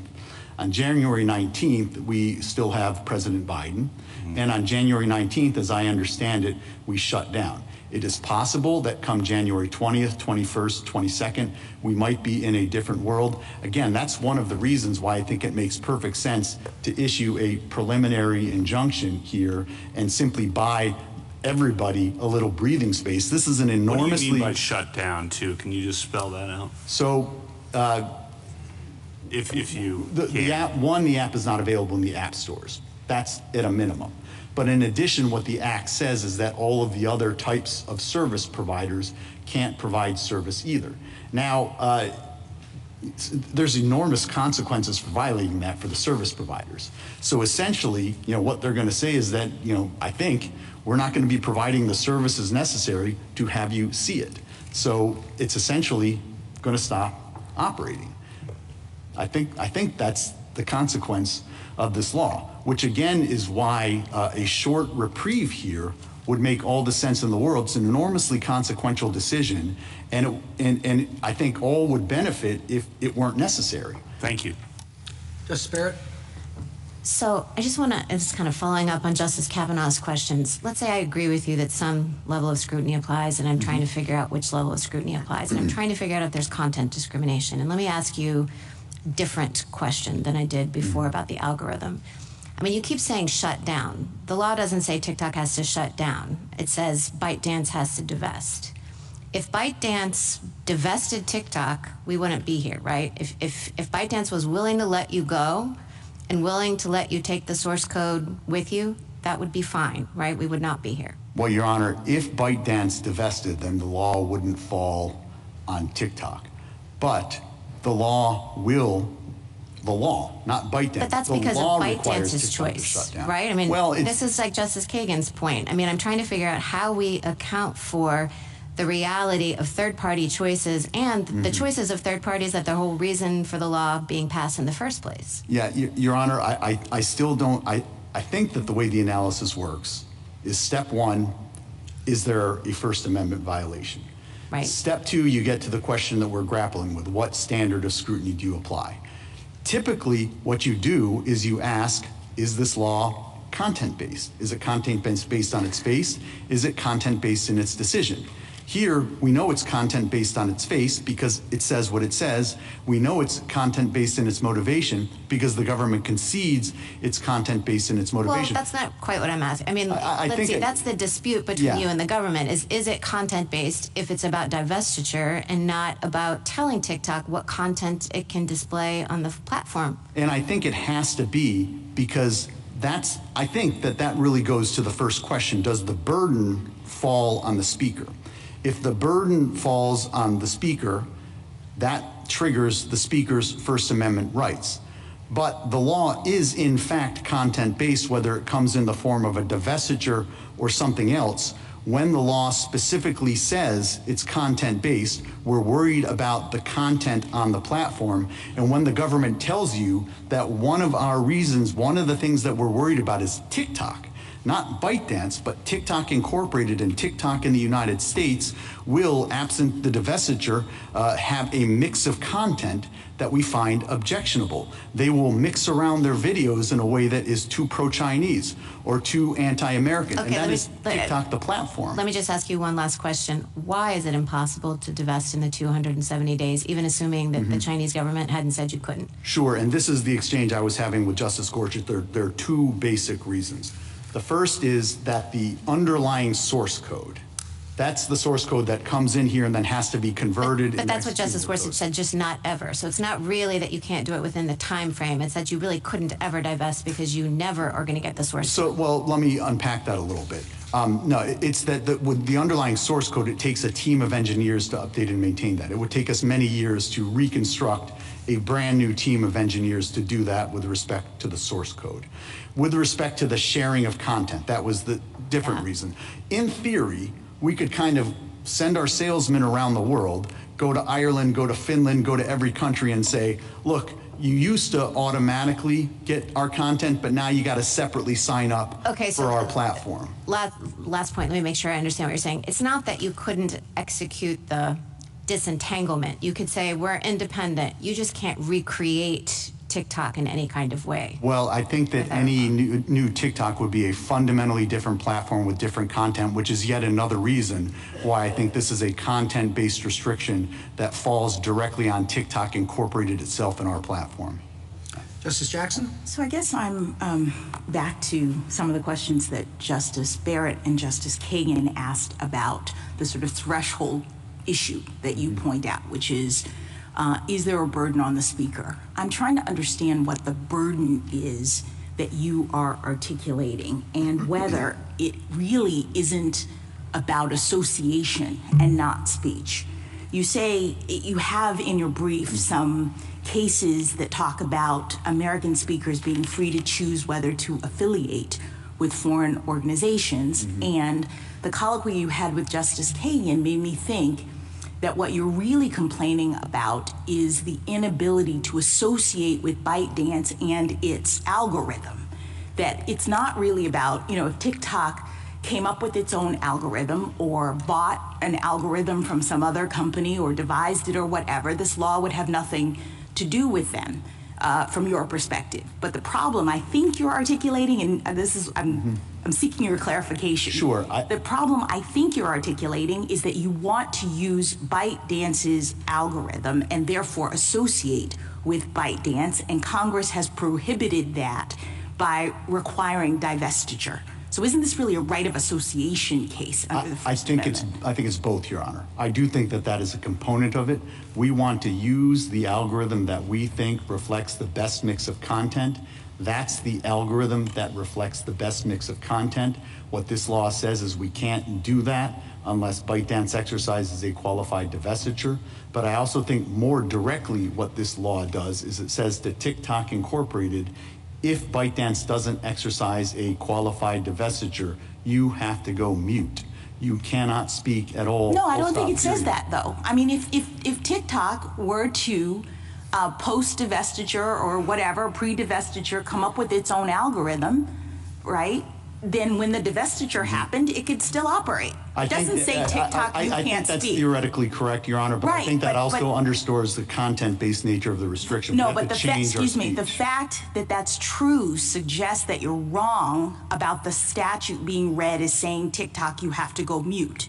Because TikTok can continue to operate on its own algorithm, on its own terms, as long as it's not associated with ByteDance. So isn't this really just all about association?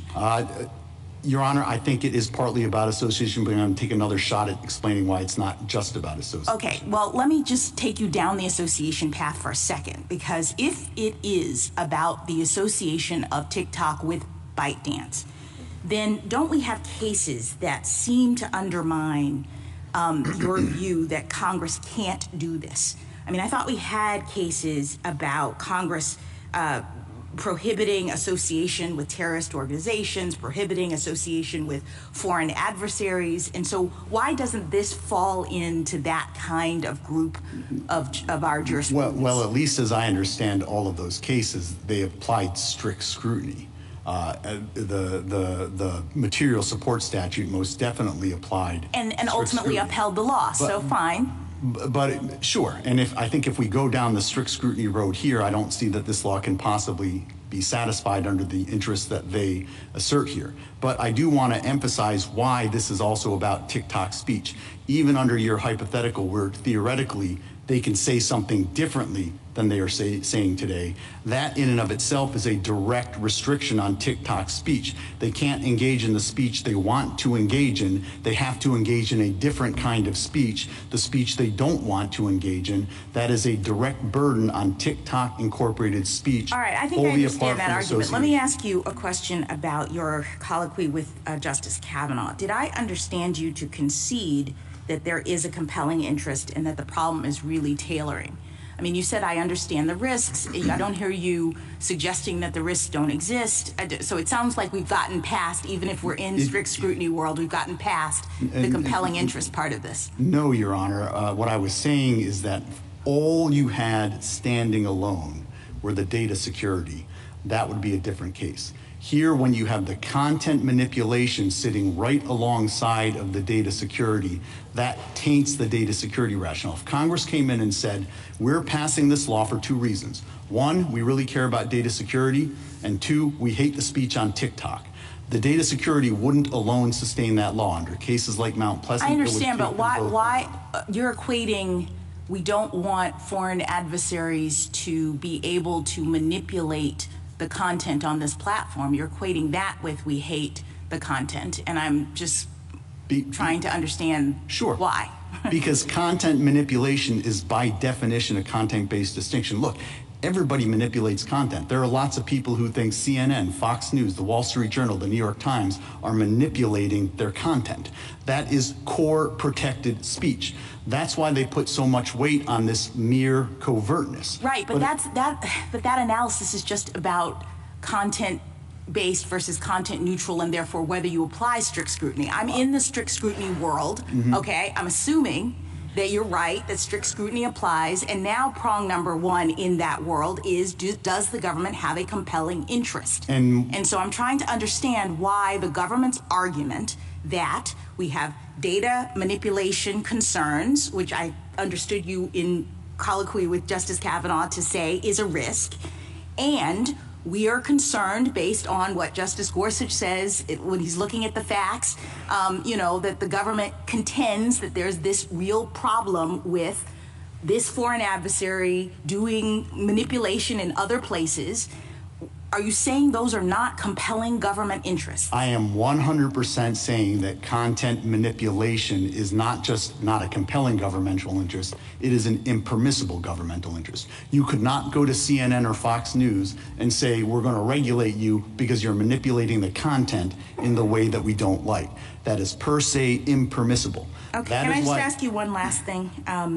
You say, with respect to the tailoring issue, that disclosure, you think, is a possible, more narrowly tailored way of handling some of this. And I guess I'm just wondering whether disclosure under this court's case law and the law of other lower courts doesn't carry its own First Amendment complications. That wouldn't we have compelled speech problems if disclosure was required in this situation? Sure, Your Honor. Now, look, I might think so because I think that the factual predicate is wrong, but they think the factual predicate is right. And if the factual predicate is right, then there are no First Amendment problems at all under Zauder and the cases that you're suggesting. And that underscores the larger problem here. Not all disclosures are perfect. I'm not here to argue that they are. But you've always got to consider what the alternative is. And here the alternative is shutting down one of the largest speech platforms in America. The reason there's no evidence in this record as to disclosures is because Congress never even undertook that balancing in the first place. Thank you. The bare minimum that has to be done before we take an unprecedented step of shutting down the voices of 170 million Americans. Thank you. Thank you, counsel.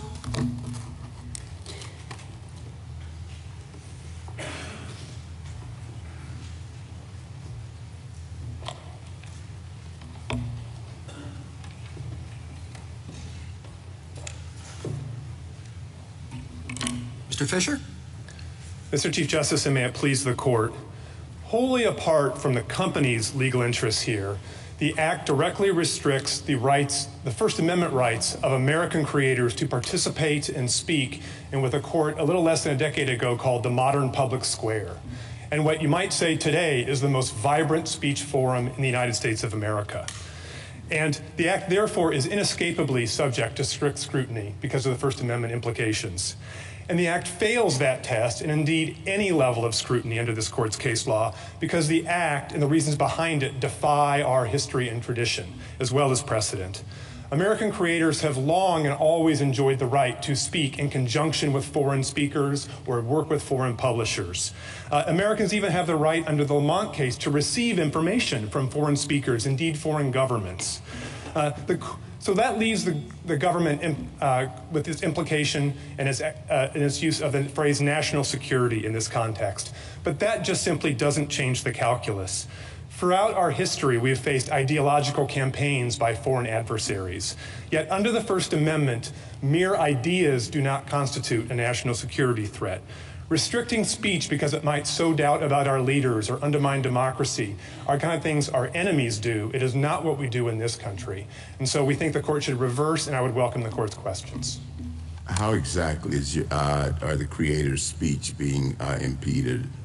So two ways, Justice Thomas. First, I just point you to the text of the statute, which directly regulates text, images, real-time communications, videos. My clients, the creators, are the ones creating that speech and posting it to speak to other Americans. But it doesn't say anything about creators or people who use the site.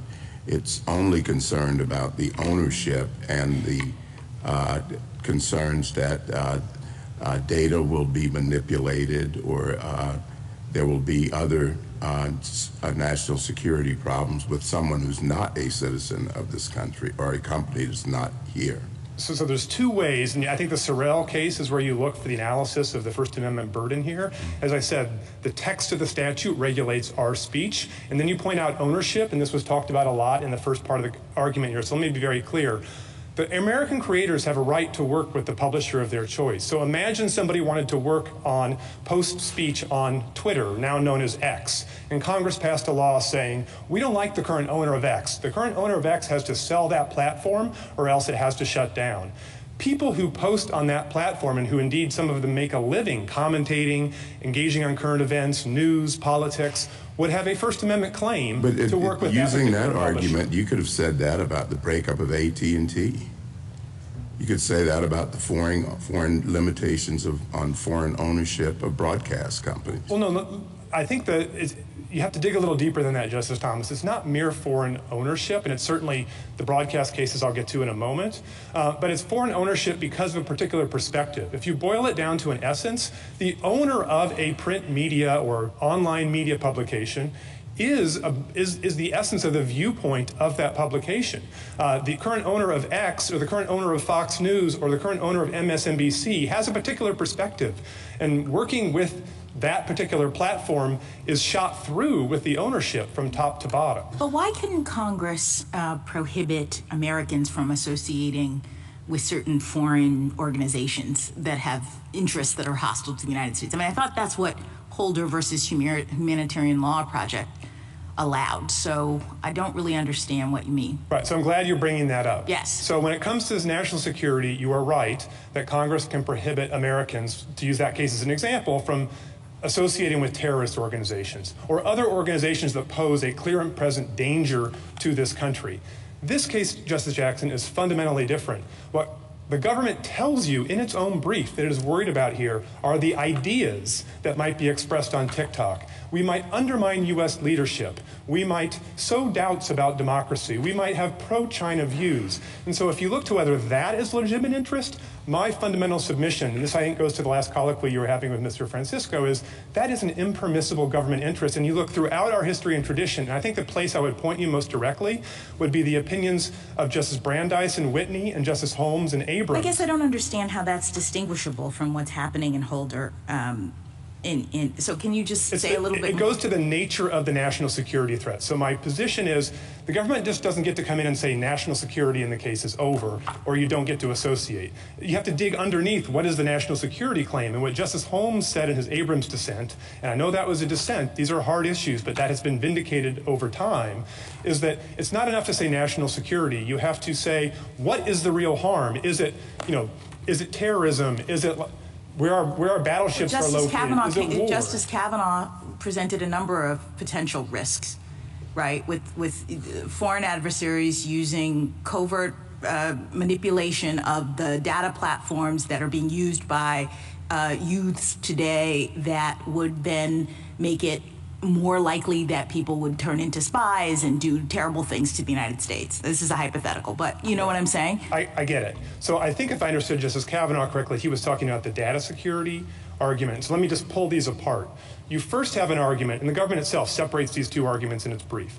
The first argument, the one I'm focusing on initially, is the content manipulation argument. And that argument is that our national security is implicated if the content on TikTok is anti-democracy, undermines trust in our leaders. They use various phrases like that in their brief. So my primary submission is that is an impermissible government interest that taints the entire act. Now there's a secondary argument the government makes, and we say you don't even get to that because once you have an impermissible motive like that, the law is unconstitutional. But even if you could get to that, Justice Jackson, I do grant that data security and the way Justice Kavanaugh spelled it out is compelling. That is compelling, but that's not the question. You just don't ask in the air, was Congress worried about data security or could it reasonably be worried about data security? You say, can this act, the act before you, be sustained on data security grounds? And our answer to that has to be no. You don't have to look any further than the divestiture provision itself, which says that the content recommendation algorithm cannot be used in the future. Well, that has nothing to do with data security. So the core feature of the divestiture provision is going at content manipulation, which I said is impermissible. You can't uphold that under data security grounds. And the rest of the act, when you look at the covered companies provision, Justice Jackson, if this were primarily a data security law, what you think you'd find is what kind of data is procured? How is it stored? Is it shared? Those are the things you think you'd find under covered companies, but you don't find that. What you find is, are text images shared? Is content being shared between users? Is it being created and posted in a social media platform? So I don't dispute for 1 second that data security is a very important thing, and Congress in this very law regulated data security in other ways with data brokers. That's perfectly permissible. But the question before you today was narrower. The question is this law before you sustainable on data security grounds? And that answer has to be no. Because Congress doesn't care about what's on TikTok. They don't care about the expression. That's shown by the remedy. They're not saying TikTok has to stop. They're saying that the Chinese have to stop controlling TikTok. So it's not a direct burden on the expression at all. Congress is fine with the expression. They're not fine with a foreign adversary, as they've determined it is, gathering all this information about the 170 million people who use TikTok. Well, again, Mr. Chief Justice, if I may, let me separate the where you started, which was the content manipulation, and then go to the data security part of it. So, well, the first part was not. I'm not talking about the content manipulation. I'm talking about the content harvesting. When you say content harvesting, do you mean people's data? They've got all the information, whatever whatever algorithms they want, that has access to the personal information, or at least information that is not readily available, about 170 million Americans. And whether they're going to use it in 10 or 15 years, when those people grow up and have different jobs in different places, or whether they're going to use it now, that, at least as I look at the congressional record, is what Congress was concerned about. Well, I think and they're not concerned about the fact that it is available. As I said, the remedy is just somebody else has to run TikTok. So they're not concerned about the content. They're concerned about what the foreign adversary is doing. So if I may, I think to answer your question properly, I think I have to separate two things. One is the content recommendation algorithm. And that's what I was speaking about a moment ago. That has nothing to do with data security. That doesn't itself procure data. That just determines what videos people see on their feed on TikTok. As to that, I think the answer is inescapably that the government and Congress itself was worried about content. The government itself is here saying national security. So like a mix of cat videos or dance videos doesn't affect national security. No matter what happens, the only thing that can affect national security are the substance of those videos. And when the government's pressed in its briefing, it outright tells you that. It says what we're really worried about is sowing doubts about U.S. leaders, et cetera. So let me turn then to data security. Yes, there were various congresspersons, and in the record that we have in the D.C. Circuit, there were conversation about the problem of data security here. As I said, I don't dispute that that is a valid governmental interest. So I think you addressed whether that alone can sustain the act in two steps. First, you would ask, if you have an impermissible motive and a permissible one, can we sustain the act based on the based simply on the permissible motive? And I think for the reasons Mr. Francisco said, and we lay out in our brief, that alone, the answer is no under Hunter v. Underwood and other cases. Even if you could get just to the data security question, again, you'd have to ask the question, would this law have been passed by Congress for data security reasons? Because you're being asked to uphold a law based on that single governmental interest. And when you look through the provisions, like the content recommendation algorithm provision, like the covered company provisions, the answer is no. And if you're still in doubt on that, just go back to the under-inclusiveness problem. Would a Congress really worried about these very dramatic risks leave out an e-commerce site like Temu that has 70 million Americans using it, and every bit the connection? Does Congress have to go all or nothing on that? I mean, it doesn't have to go all or nothing. They isolate a particular problem, and they might be getting to what you're talking about next. Who knows? But you're really sitting up there and saying Congress would not pass the divestiture law if data security were the only interest.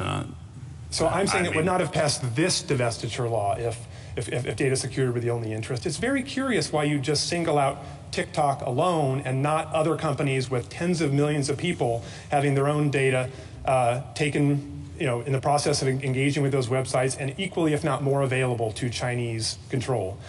So I'm not trying to say that Congress has to do everything at once. I'm trying to say that once you've concluded that content manipulation, for the reasons I've said, as a matter of our history and tradition, has to be impermissible. Is there another site like this one that covers half the American population? I don't think, just by way of sheer numbers, Justice Sotomayor, that the answer has to be no. But 70 million seems like a lot. 170 million is a lot, but put that aside and then go to the next question, which is, how many of these sites have all of the data collection mechanisms that TikTok has? From what I understand from the briefs, not only is it getting your information, it's asking, and most people give it permission, to access your contact list, whether that contact list has permitted them to or not. so they can now have data about all of your contacts and anything you say about them. How many other sites gather information by keystrokes to be able to do voice and finger ID information if they choose? And there's a whole lot of data stuff that was discussed in the brief that I don't think any other website gathers. So wouldn't this be a unique site? If I viewed the evidence that way, how would this be under-inclusive? Justice Sotomayor, I don't think a lot of the suppositions you're making actually bear out. And as Justice Gorsuch was pointing out, one of the obviously the real challenges in this case is it comes to you without an ordinary trial record compiled and all the rest. So we have only limited amounts of information, but absolutely these other websites are taking much the same kind of information, if not more. And as to the contact list thing, I think that points out one other aspect of this. That is voluntary decision by an American user to share that information. In the Riley case. But not informed. And well, even if informed. That could be solved. If you don't think it's informed, that could be solved by a warning or disclosure. No, that can't be, because for the United States, the threat of using that information is what is at issue. It's not whether the user thinks it's okay. It's whether the U.S. believes that it could put sites at issue. But let me ask you one last question and fundamental question. Assuming that content neutral data collection concerns were is one of Congress's provisions, divest because of this. Why can't we separate that out from how we analyze the algorithm question? And couldn't we sever the two provisions to say divestiture is right, but you can't force them not to discuss algorithm? Well, I think the reason why you can't do that was Mr. Francisco explained. I thought I'd direct you to a case like Hunter against Underwood and just analogize it to this situation. If what you had is the government saying, we are shutting down TikTok or requiring divestiture for two reasons. One, because we think it helps the Democratic Party too much. And number two, because we're concerned about data. I think that first interest would be a poison pill. That would be an impermissible, or because we think there's too much pro-Catholic content on TikTok. I think there are some interests that are just so constitutionally verboten that I think that just makes the act unconstitutional, and you can't go looking for other interests. You send it back to Congress. Look, if you want to pass a data security law free and clear of this impermissible interest, you go ahead and do it. So, can I say one other thing, Justice Sotomayor, just because I think it is also telling here that even if you didn't buy that poison pill argument and you just asked whether Congress would have passed this law, something else that I think you might notice is even if all this act goes into effect and the law goes through, TikTok gets to keep all the data. So wouldn't a data security law require them to expunge that data or get rid of it or something? I mean, it's a very weird law if you're just looking at it through a data security lens, and maybe Congress could do better. Mr. Fisher, often we require divestiture for antitrust reasons, for example. And as I take it, your argument here, and we don't think of those as normally implicating the First Amendment interests of users or people who might speak or associate with editors. And the difference here is, as I understand it in your mind, that this law is motivated by a content-based interest. Is that a fair summary? I think that, and the only thing I would add to it is just the prior step, which it is regulating the speech itself for content-based reasons. Yeah, yes. We don't do that in the antitrust area, but exactly. You say this law does. Okay. Exactly. And it does on the covert content manipulation side. Do you think that's a compelling interest or not? Forget about the tailoring for a moment.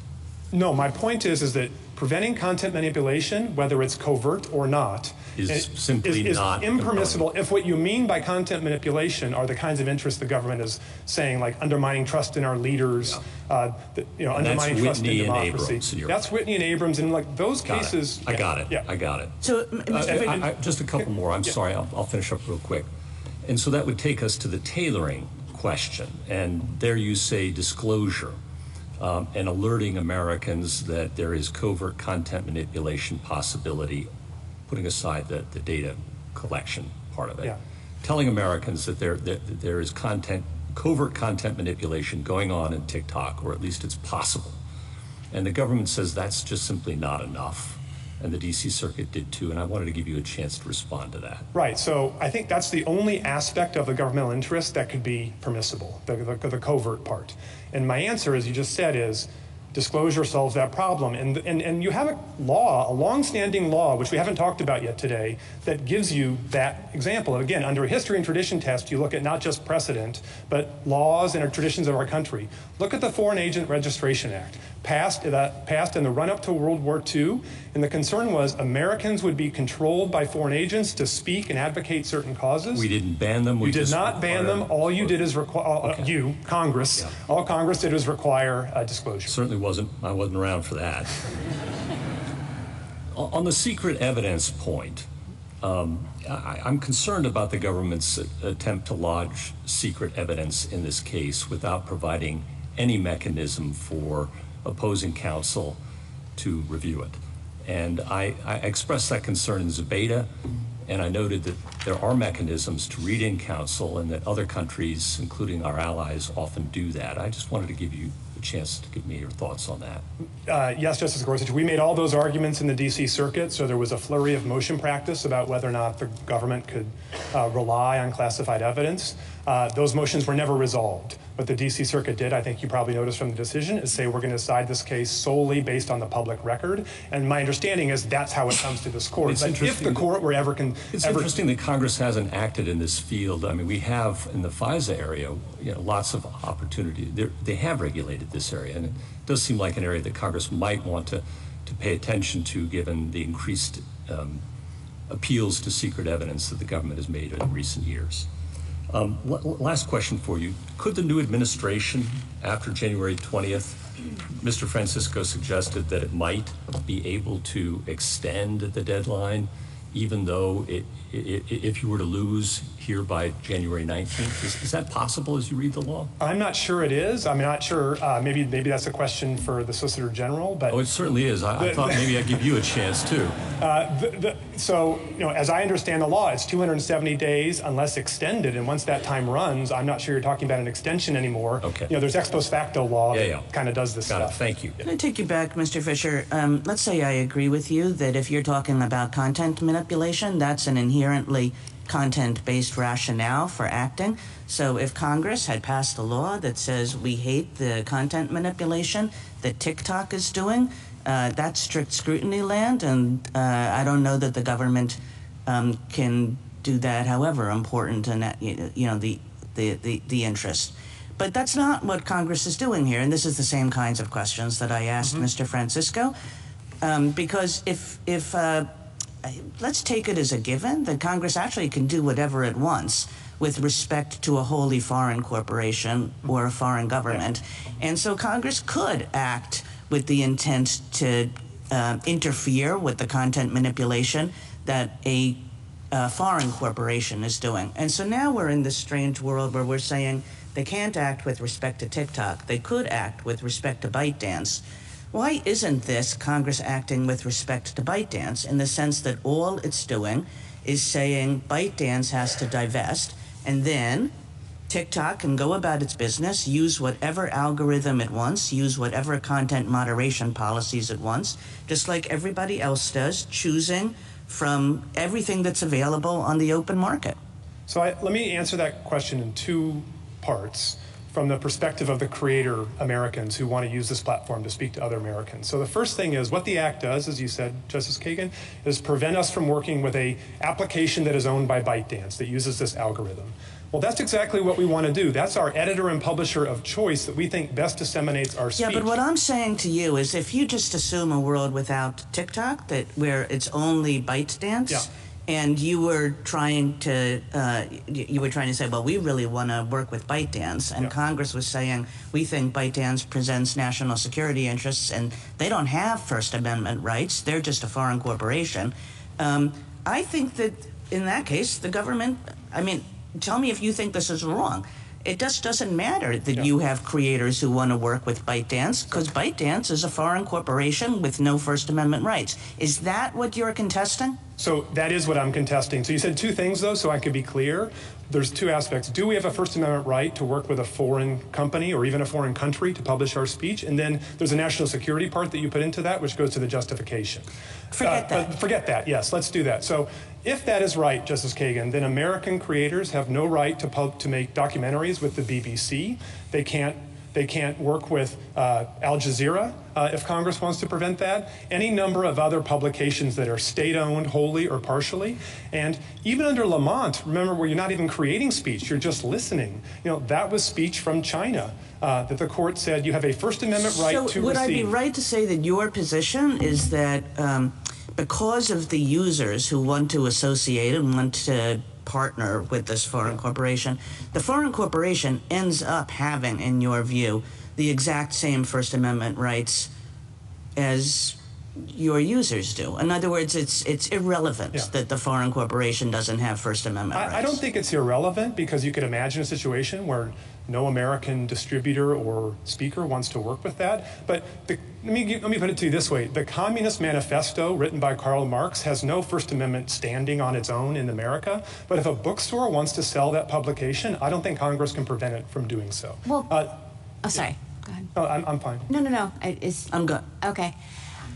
So I want to press you a little bit on the distinction, because in Lamont, the prohibition worked directly on the American. Like, you have to specifically request this information that comes. This is working, kind of as Justice Kagan's questions were pressing you, this is working on ByteDance. It's not saying to your creators, you can't post on ByteDance. That's indirectly going to happen if ByteDance chooses itself not to permit TikTok to walk away with the code. So does that matter, that distinction between Lamont and this case? No, for two reasons. One, under the Sorrell case, you look to not just the law itself, but its practical operation. And the practical operation is prevent us from working with ByteDance. So that's one answer. And you bring up Lamont, and Lamont's actually a very important case, I'm sure you all recognize here. It's important to look not just at the court's opinion, but look at the briefing in that case. The government itself never came in and argued there's no right to receive this information. That's the sort of greater argument. All the government argued was, of course Americans have a right to receive this, but it's just not so much of a burden to require them to raise their hand to get it. So Archibald Cox, when he was the Solicitor General, said to the court quite explicitly in the brief, we're not even going to make this argument because we think it's so contrary to history and tradition. All we're going to argue is the burden isn't enough. Now, what happened is the D.C. Circuit kind of turned that upside down and said, oh, Lamont's just a case about the burden. Well, that's because that's the only argument the government was even willing to make in this court. There was no argument that Americans didn't have the right to hear that speech. What about, so I think this goes to Justice Gorsuch's questions about antitrust divestiture. Let's say that for antitrust reasons, or let's even say not for that. Let's say for suspect First Amendment reasons, Congress tells Jeff Bezos that he has to divest in the Washington Post. He can no longer own the Post. And let's say that neither Bezos nor the Post challenges that.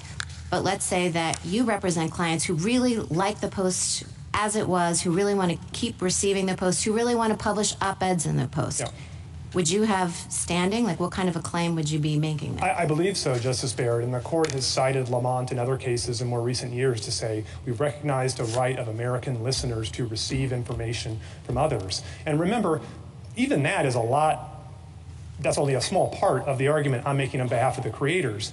I don't mean to diminish Mr. Francisco's arguments on behalf of the company and ByteDance, but the core speech in front of you in this case are the videos and other forms of communication that people like my clients are posting by the millions every day on this platform to share with other Americans. Can you win is it possible for you to win and Mr. Francisco to lose, or you rise or fall together? No, I think it's possible. I mean, I don't think we should. But was it possible for you to win and him to lose? And you want to win? Let me put it this way. If you were to conclude that something about the corporate ownership structure, and I think there was some conversation about this earlier, impeded Mr. Francisco from being able to assert full-throated First Amendment rights in this case, I would step in and say, well, certainly we can do that and get you to the strict scrutiny. And then the arguments pretty much line up. Then you're in a question of, can the government satisfy strict scrutiny?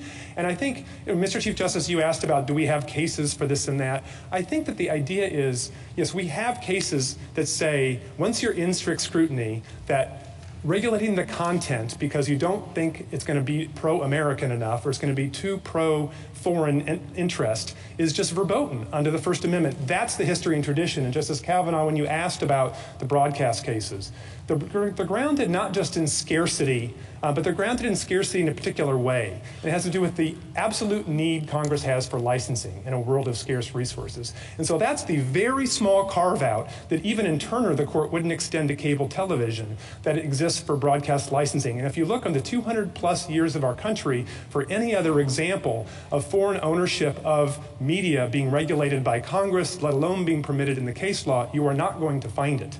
And I think the reason why is because everybody has understood that if you're not in a world of scarcity where licensing is impossible, you cannot give the government, and in this more extreme example, the president himself, unbridled discretion to choose who is a proper owner of a speech platform in this country. Because it is so hand in hand with viewpoint. As I said earlier, any number of owners of big media enterprises, whether they be Americans or foreign citizens, could be accused of having a particular viewpoint, but speakers who engage in those platforms have choices they can make. And so, on behalf of our creator clients, we find it not at all satisfactory to be told, well, look, just go post somewhere else. It's not enough to tell a writer, well, you can't publish an op-ed in the Wall Street Journal because you can publish it in the New York Times instead. Just like here to say, you can publish it on Instagram or some other platform, not just TikTok. TikTok has a distinct editorial and publicational perspective, and it particularly benefits people like my clients who are not famous people, they're not actors from Hollywood who have a lot of people following them, they're ordinary American citizens whose content that they create on the platform gets privileged by way of the quality of that content. And that's what's so powerful about the platform. So whether you're an ordinary American citizen or, I might add, whether you're a presidential candidate in our last election, if you want to reach new and different audiences, TikTok is the place people go. This may not make any difference for constitutional purposes, but just out of curiosity, I'd like you to explain what the practical consequences would likely be for your clients if TikTok went dark, as Mr. Francisco put it. There, I assume, is a great demand for what TikTok provides, and if TikTok was no longer there to provide what your clients really want, is there a reason to doubt that some other social media company would not jump in and take advantage of this very lucrative market? There are two reasons, Justice Alito.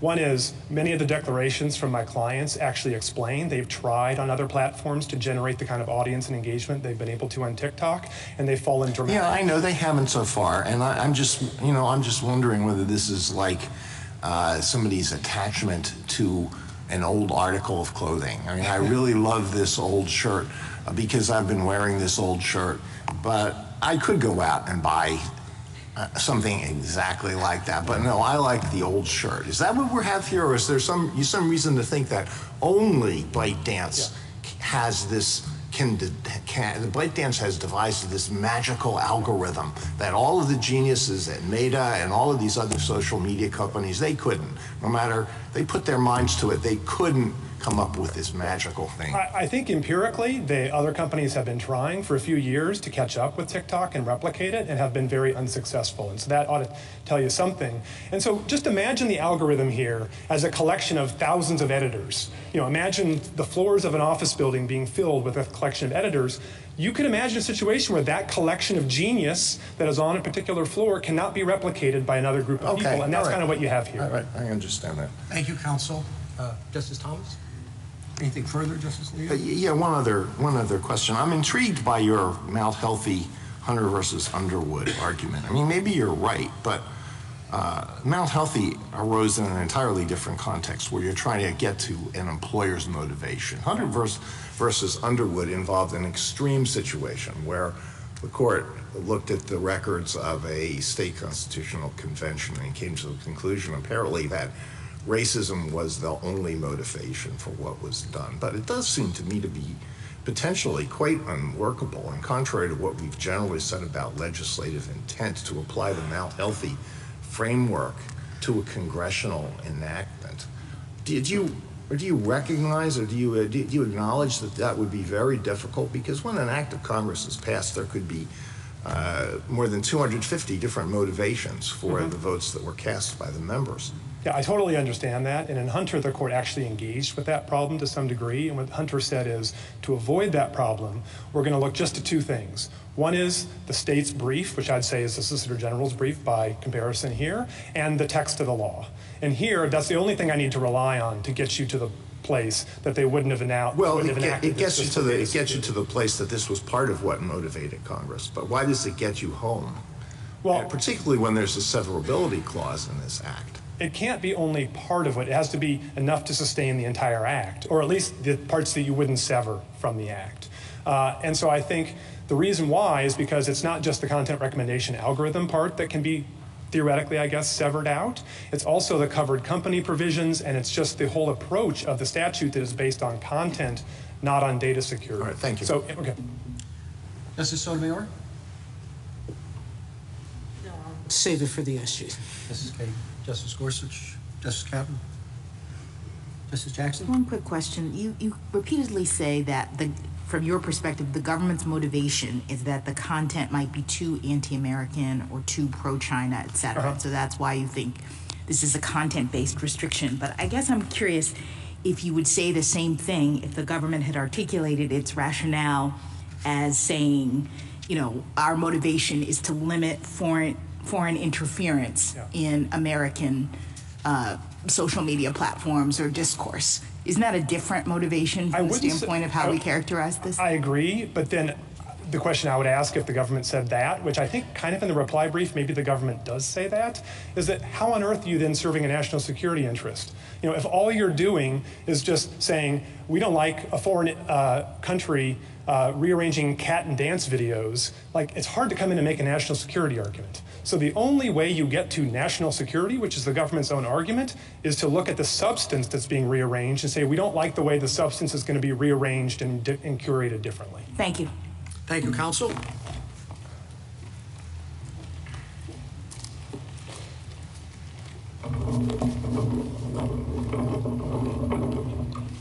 General Prelager. Mr. Chief Justice, and may it please the court, the Chinese government's control of TikTok poses a grave threat to national security. No one disputes that the PRC seeks to undermine U.S. interests by amassing vast quantities of sensitive data about Americans and by engaging in covert influence operations. And no one disputes that the PRC pursues those goals by compelling companies like ByteDance to secretly turn over data and carry out PRC directives. Those realities mean that the Chinese government could weaponize TikTok at any time to harm the United States. TikTok collects unprecedented amounts of personal data, and as Justice Sotomayor noted, it's not just about the 170 million American users, but also about their non-user contacts who might not even be engaging with the platform. That data would be incredibly valuable to the PRC. For years, the Chinese government has sought to build detailed profiles about Americans, where we live and work, who our friends and coworkers are, what our interests are, and what our vices are. TikTok's immense data set would give the PRC a powerful tool for harassment, recruitment, and espionage. On top of that, the Chinese government's control over TikTok gives it a potent weapon for covert influence operations. And my friends are wrong to suggest that Congress was seeking to suppress specific types of content or specific types of viewpoints. Instead, the national security harm arises from the very fact of a foreign adversary's capacity to secretly manipulate the platform to advance its geopolitical goals in whatever form that kind of covert operation might take. The Act addresses the threat of foreign adversary control with laser-like focus. It requires only divestiture of TikTok to prevent Chinese government control. And that divestiture remedy follows a long tradition of barring foreign control of U.S. communications channels and other critical infrastructure. So no matter what level of First Amendment scrutiny applies, this act is valid because it's narrowly tailored to address compelling national security threats. Now, my friend Mr. Fisher just emphasized, and I acknowledge, that millions of Americans enjoy expressing themselves on this platform. But the important thing to recognize is that the act leaves all of that speech unrestricted once TikTok is freed from foreign adversary control. The First Amendment does not bar Congress from taking that critical and targeted step to protect our nation's security. I welcome the court's questions. Is there any difference between content manipulation by a non-U.S. company as opposed to a U.S. company? I didn't hear Mr. Fisher make a distinction between the two. Yes, and I think the important thing to recognize is that the act here is targeting covert content manipulation by a foreign adversary nation.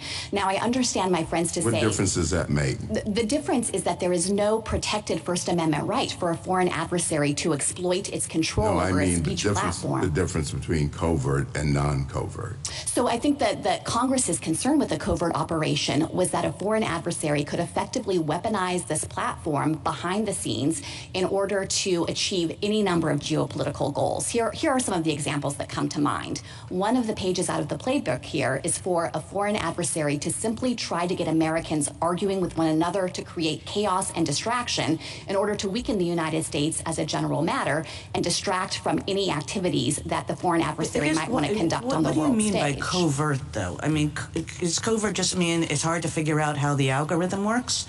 Because we could say that about every algorithm. No, the covert nature of it comes from the fact that it's not apparent that the PRC is the one behind the scenes pulling the strings here and deciding exactly what content is going to be made to appear on the site.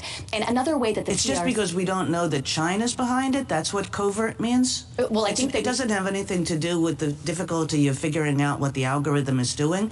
It's just because people don't know that China is pulling the strings. That's what covert means? What it means is that Americans are on this platform thinking that they are speaking to one another, and this recommendation engine that is apparently so valuable is organically directing their speech to each other. And what is covert is that the PRC, a foreign adversary nation, is instead exploiting a vulnerability in the system. Well, if that's all it means, that like people don't know that China's behind it, like everybody now knows that China is behind it. No, but it's the specific content that's being manipulated would be unapparent. And so well, that's true of every search engine. I mean, you can take any of these algorithms, whether it's X or whether it's you name it. What are the new ones? Blue Sky. I mean, none of these are apparent, right? You get what you get, and you think that's puzzling, and it's all a little bit of a black box. So you can't just mean it's a black box, it's covert. They're all black boxes. And if you just mean what's covert is the fact that there's China behind it, I mean, honestly, really, like everybody does know now that there's China behind it. So I just don't get what this covert word does for you. I think the problem with just saying, as a general matter, China has this capability and might at some point be able to exercise it and manipulate the platform is it doesn't put anyone on notice of when that influence operation is actually happening, and therefore it doesn't guard against the national security harm from the operation itself. Isn't that a pretty paternalistic point of view? I mean, don't we normally assume that the best remedy for problematic speech is counter speech? And TikTok says it could even live with a disclaimer on its website saying this can be covertly manipulated by China. In case anybody were left in doubt after today about that possibility.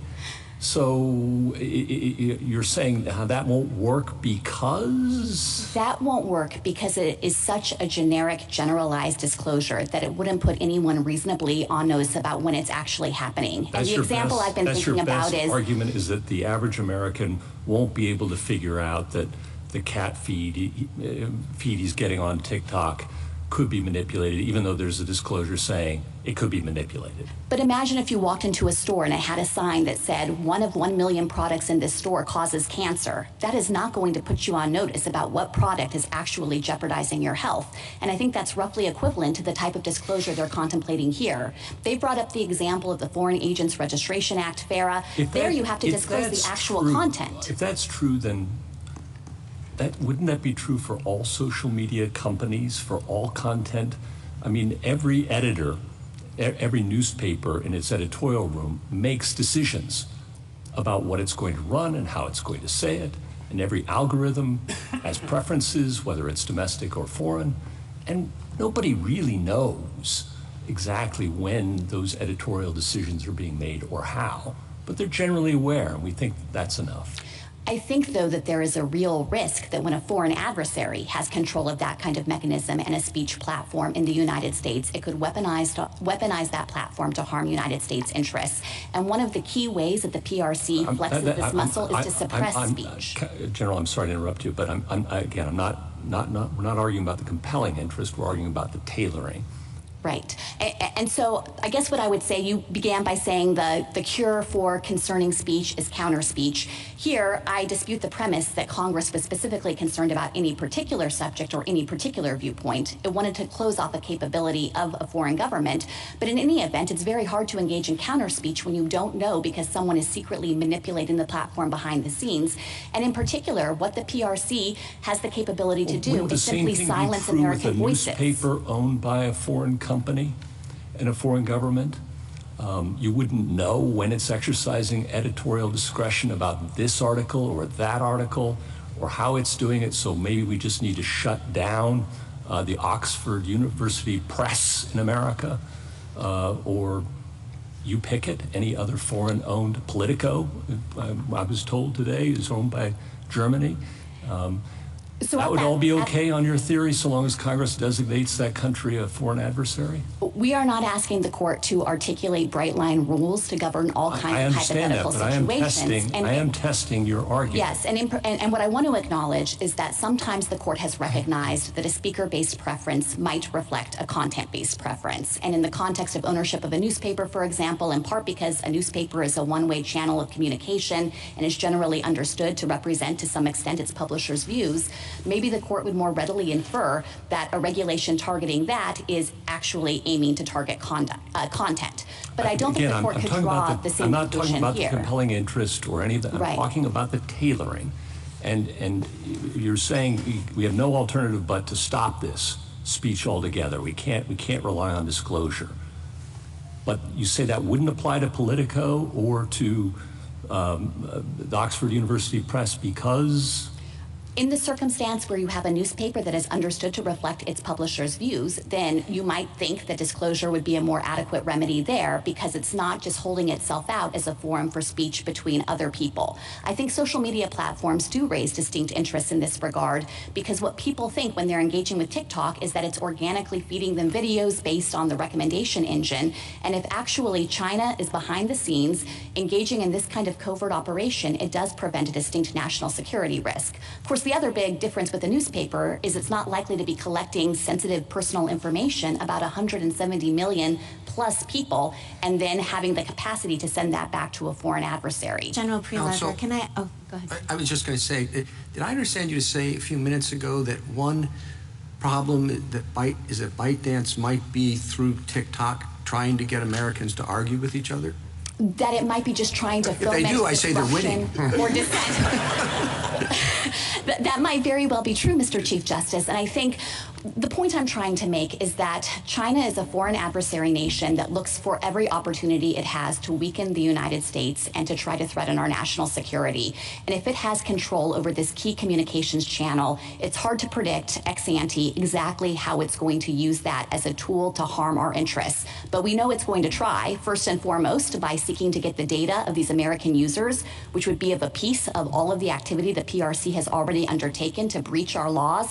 Hack OPM, for example, and exfiltrate the background files and security clearances of 20 million government employees, the breach of Equifax to get sensitive financial data, Anthem to get sensitive healthcare data.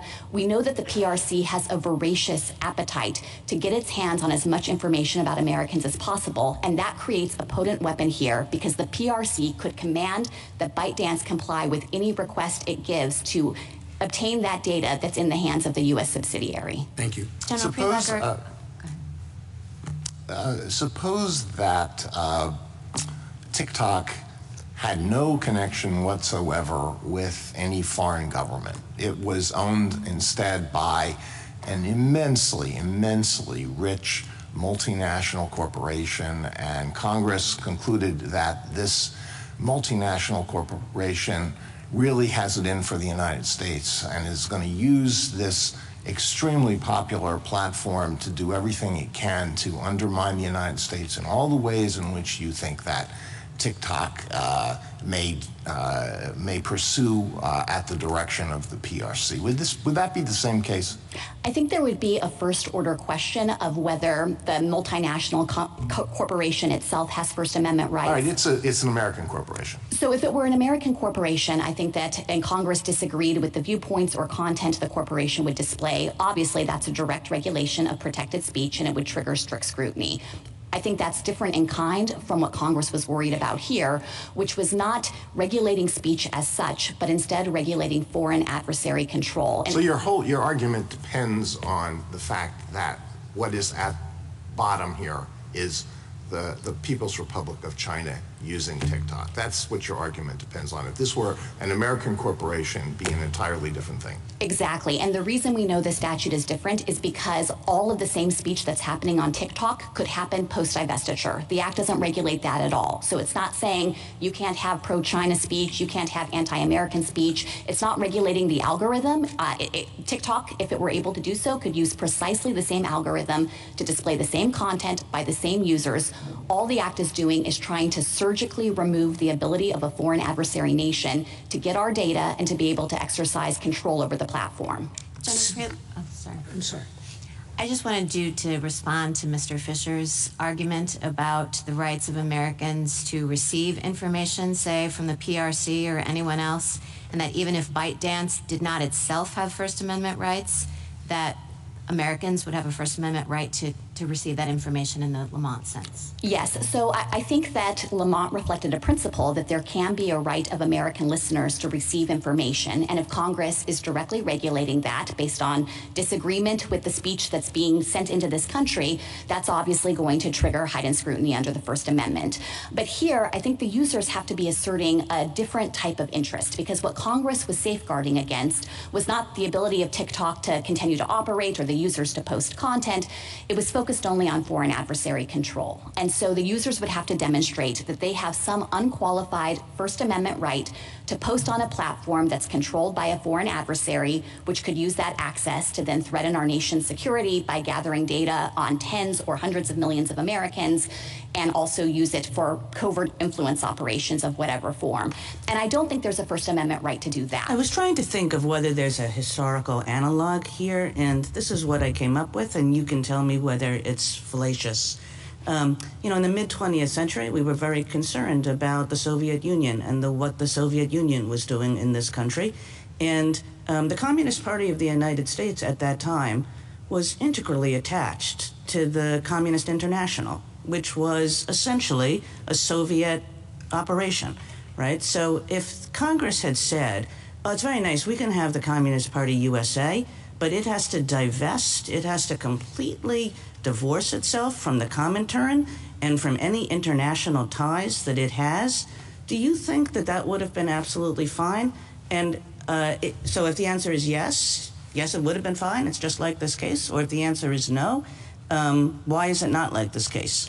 So I guess I think I would need to know more information about how the international organization is able to exercise control over the American affiliate. And if it had the capacity, for example, to, in an unqualified fashion, gather data from that affiliate in a way that was going to jeopardize our nation's security. Well, I'm talking more about sort of the content. Let's put the data collection piece of this aside, which seems not very pertinent to my 1950s analog. But, very concerned about the kind of speech that the Communist Party was making in the United States. And it turns out that that content was pretty well scripted someplace else.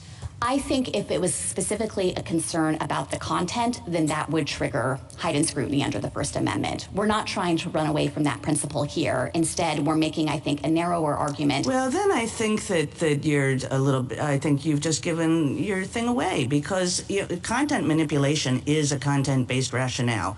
We think that this foreign government is going to manipulate content in a way that will that concerns us and may very well affect our national security interests. Well, that's exactly what they thought about Communist Party speech in the 1950s, which was being scripted in large part by international organizations or directly by the Soviet Union. I disagree that the concern with covert content manipulation is itself content-based, or that it looks anything like the kinds of laws this court has previously said are content-based. The court, most recently in City of Austin, said you only have a content-based law when Congress is setting out to discriminate against particular subject matters or particular viewpoints. So it's not enough that the law is regulating in the space that involves content in some way. You have to have this motive by Congress to actually want to suppress speech on certain topics or certain viewpoints. Here, Congress just wants to cut the PRC out of the equation altogether, and all of the same speech could continue to happen on the platform. It's like patching up a backdoor vulnerability that the PRC has that we can't totally see around all the corners to imagine how it could use it against our interests, but we know the PRC will do whatever it can to try. And I think that is different in kind from imputing to Congress some motive to specifically get more speech on certain topics or with certain viewpoints. You know, this law was passed by broad bipartisan majorities in both houses of Congress, and our legislatures and our legislators don't always agree on everything. I think it's unlikely that all of them had exactly the same views about what's good content on TikTok or what are good viewpoints. They weren't united on that. What they were united around was the idea that it is a grave threat to our nation if the PRC can itself behind the scenes be controlling how this platform operates. Why doesn't this act classify on the basis of speaker? I do think that when it comes to the PRC and ByteDance, you could treat this as a speaker-based restriction. And aren't speaker-based restrictions almost always viewpoint-based restrictions, content-based restrictions?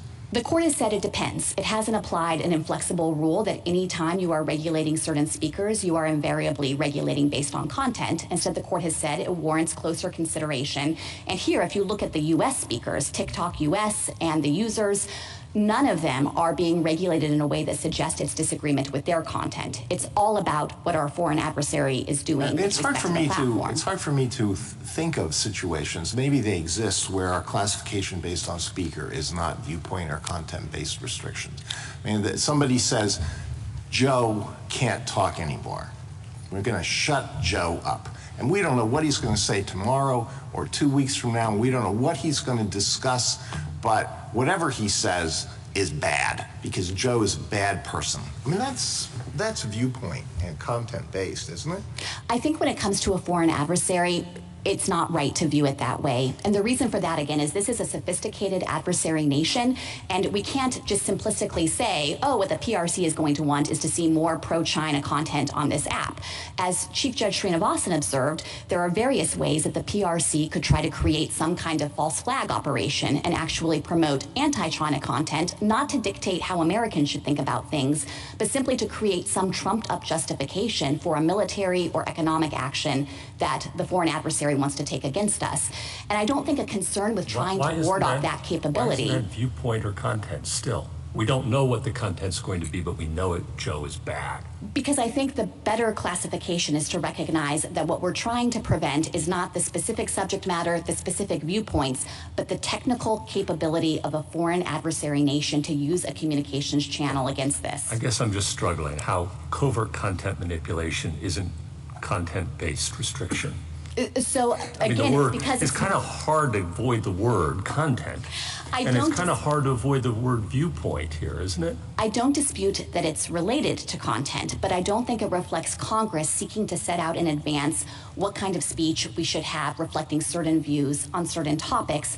Instead, it's about trying to close off a vulnerability that our foreign adversary nation could exploit. And I would be remiss if I didn't point out that even if you thought this was content-based, all that means is that we're in strict scrutiny. And as the D.C. Circuit recognized here, we think that this law serves compelling national security concerns that sound in some of the same arguments I'm making here and that have a long-standing correspondence to history and tradition of trying to prevent foreign control. And then we get to the question whether there's a less restrictive means. I get that, and whether disclosure might suffice. On the data security point, your friends on the other side make the argument that if that were the concern, Congress could ban TikTok US from sharing data with anyone, and on pains of penalties that would put people in prison and shut the company down in the future, as the government did, for example, with Arthur Anderson.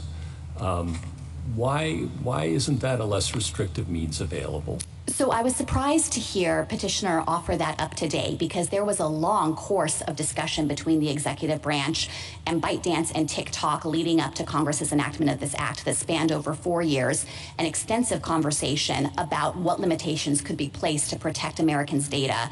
And it was never a suggestion that there would be any way to create a true firewall that would prevent the U.S. subsidiary from sharing data with the corporate parent. And the reason for that sounds in the technological features of this application. I think there can be no reasonable dispute that the source code development and the maintenance of this algorithm rests in China, which is why China has sought to try to control export restrictions with respect to the algorithm. And what that means is you need substantial data flows between the companies in order to continue to modify that algorithm, refine it, and so forth. So I don't think that that was an option ever on the table, including with respect to the proposed national security agreement that was insufficient in protecting our data privacy and security concerns. That didn't come across enough in the briefs. If we are in the world of data protection as opposed to content control, I think it's hard to get around the post-divestiture provision that says you can't do business with them on the algorithm, because that very much is content-based. It's a content-based restriction. But what you're saying is you can't do it for a data control reason, meaning that you can't really run their algorithm without sharing the very data that we are concerned about as a threat, correct? That's right, Justice Sotomayor, and you don't have to take my word for it. You can look at the specific terms of the National Security Agreement that ByteDance itself proposed. The relevant definition of the accepted data is at JA 239 to 240, and it references categories of information that would, of necessity, technological necessity and business necessity, have to flow back to China. And the relevant categories are in the sealed appendix, but I would really encourage the court to look this up because it's eye-opening. It is at the Court of Appeals sealed appendix 249 to 252 and 254. If you look at that information, it was a wealth of data about Americans that was going to have to go back to China in order for the platform to just continue its basic operations. And there's a legitimate commercial justification for that, but it creates this gaping vulnerability in the system because once that data is in China, the PRC can demand that ByteDance turn it over and keep that assistance secret. And the one final point on this is that ByteDance was not a trusted partner here. It wasn't a company that the United States could simply expect to comply with any requirements in good faith. And there was actual factual evidence to show that even during a period of time when the company was representing that it had walled off the U.S. data and it was protected, there was a well-publicized incident where ByteDance in China surveilled U.S. journalists using their location data, this is the protected U.S. data, in order to try to figure out who was leaking information from the company to those journalists. General, you want us to look at that, and you get to look at it, but your friends on the other side don't get to look at it. That doesn't seem fair. That's the sealed appendix, Mr. Chief Justice, so it's their information. They can look at it. It's just under seal to protect their proprietary business information. General, so I want to go back to the discussion about content discrimination, and we're going to shut Joe up. Here, it seems to me like we are saying to ByteDance, we want to shut you up. And so let's say that I think that that is content discrimination based on speaker. Tell me if I think that, tell me if I have to conclude that it is also speaker-based discrimination and content-based discrimination for TikTok. No, it is not. And the reason for that is because it would be an anomalous principle to say that an entity outside the United States that can't assert its own First Amendment rights can somehow manufacture that right through the expediency of forming a U.S. subsidiary, especially one that it wholly controls. So you don't have to stand on that argument that you were having with Justice Alito and Justice Gorsuch to still have your point about content discrimination. That's right. And I think if you're focusing in on the relevant U.S. entities here, TikTok U.S. and the users themselves, this act isn't regulating them in any way. It's not trying to dictate the algorithm that TikTok U.S. can use. And in fact, Congress, I think, was doing everything it could to preserve access to TikTok in the United States in recognition that Americans enjoy expressing themselves and building community on the site. Well, one last quick question. Sorry, just one last quick question. Justice Gorsuch had asked your friends on the other side whether the new administration on January 20th could extend the deadline What's your position on that?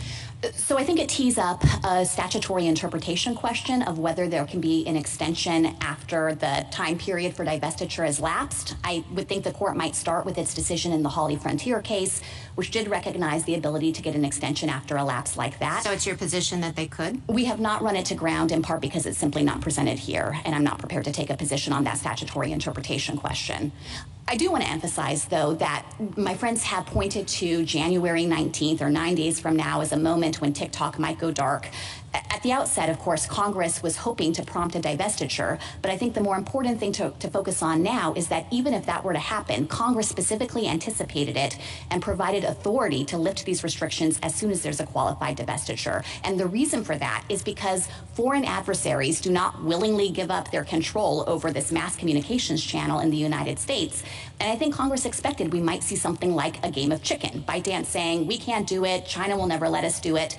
But when push comes to shove and these restrictions take effect, I think it will fundamentally change the landscape with respect to what ByteDance is willing to consider. And it might be just the jolt that Congress expected the company would need to actually move forward with the divestiture process. So it's not irrevocable. That's an interesting point, and I hope Mr. Francisco or Mr. Fisher, whoever's delivering the rebuttal, will address it. So if we were to affirm and TikTok were forced to cease operations on January 19th, you say that there could be divestiture after that point and TikTok could again begin to operate the way, continue to operate. That's exactly right. There's nothing permanent or irrevocable that happens on January 19th. And I think that Congress might have thought that we get in a situation here where a foreign adversary is doing whatever it can to just not comply. It's hoping the United States is going to blink first through our court system or through the executive branch getting cold feet about enforcing the law.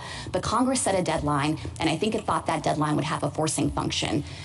Well, let me ask you a question about your effort to draw a distinction between ByteDance's speech and TikTok's speech. So suppose that the People's Republic of China funds a movie, and there is an entity in the United States, a U.S. corporation, that thinks, wow, this is a great movie. And while the PRC would not have a First Amendment right to show it in the United States, would you say that the American company would not have a First Amendment right to do that because whatever expression there is in that movie, it's the PRC's expression, it's not their expression? No, I wouldn't make that argument, and I want to be really careful. I thought that was the argument that was being made, no? No. So our argument is that this is not a direct regulation of protected speech in the first place, or at most it would warrant intermediate scrutiny because of the indirect effects that it might have on the American users or on the U.S. subsidiary. We're not suggesting that if Congress sought to directly regulate and prohibit speech in the United States based on concerns about its content or viewpoint, that's somehow immune from First Amendment scrutiny just because it comes from a foreign source. Obviously, that kind of law is going to trigger strict scrutiny, and I imagine it would be a different constitutional analysis because it's hard to imagine the same profound national security harms that would exist in that scenario as compared to what we have here. Thank you. General, isn't the whole point of the divestiture requirement that the content on TikTok would be different if it was owned by a different company? I'm still struggling with your insistence that this is content neutral versus content based when we have that kind of circumstance.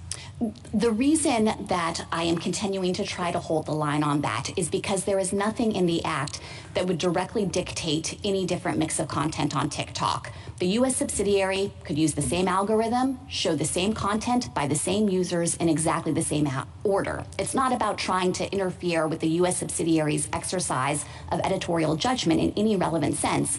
Instead, all Congress was doing was homing in on the problems of having a foreign adversary be able to interject itself and be able to harvest the data. But your friends on the other side say that the motivation for doing that is because the foreign adversary might influence or change the content.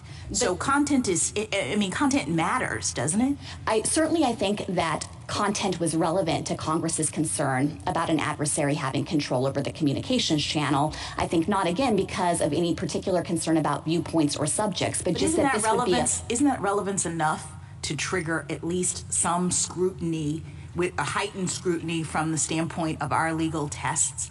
I certainly understand that intuition, and if the court thought that it were prudent to simply try to rule narrowly here and not dictate broader First Amendment principles, we have no problem with the court assuming that heightened scrutiny applies. We think the law easily satisfies it. We do think that intermediate scrutiny is a more appropriate framework for this kind of law that's not directly targeting protected speech. But in any event, there's a compelling national security interest here, and the law isn't just narrowly tailored, it's precisely tailored. It's trying to fix the thing that's creating the problem, which is the PRC's involvement and the Chinese government's ability to exercise this control over the corporate entities.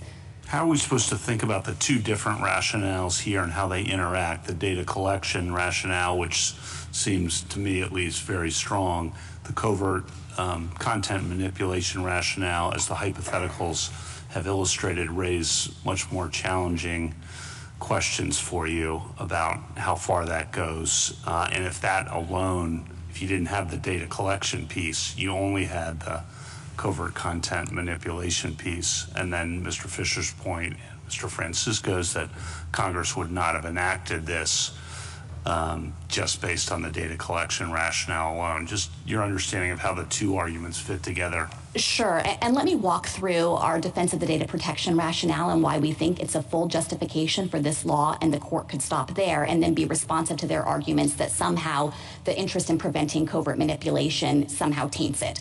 So just on data protection, I think that it should be beyond dispute that, of course, our nation has an enormous interest in keeping the sensitive data out of the hands of our foreign adversary, and it should also be beyond dispute that our foreign adversary has an existing capability through its laws and through the way that these companies are integrated to get its hands on that data. There is no question that Congress was sincerely motivated by that concern. There's a whole lead up to the statute here where the executive branch across two different presidential administrations was expressing concerns about the data problems. Congress was extensively briefed on those problems. It passed a companion data protection statute at the same time that was intended to prevent selling data to foreign adversary nations. The statute is shot through with protections that I think are key to this concern about closing off the vulnerability of access to the data. So that's a sincere justification for Congress's desire here to act. We think it's a compelling interest and it's narrowly tailored. Then you get to the question of what to do about the fact that there's also this interest in covert content manipulation. And in the First Amendment context, this court in cases like Heffron has made clear that once you have a justification that satisfies the First Amendment, you don't need to go further and look at other justifications to decide whether they would independently satisfy First Amendment scrutiny. So I think it's not necessary for the court to go on and probe whether it thinks that covert content manipulation itself independently justifies the law. Now, my friends say that's all fine and good, but they think covert content manipulation is just per se illegitimate. And I honestly don't understand how that argument could carry the day. Because just imagine if Congress passed a law that said the PRC can't covertly manipulate TikTok.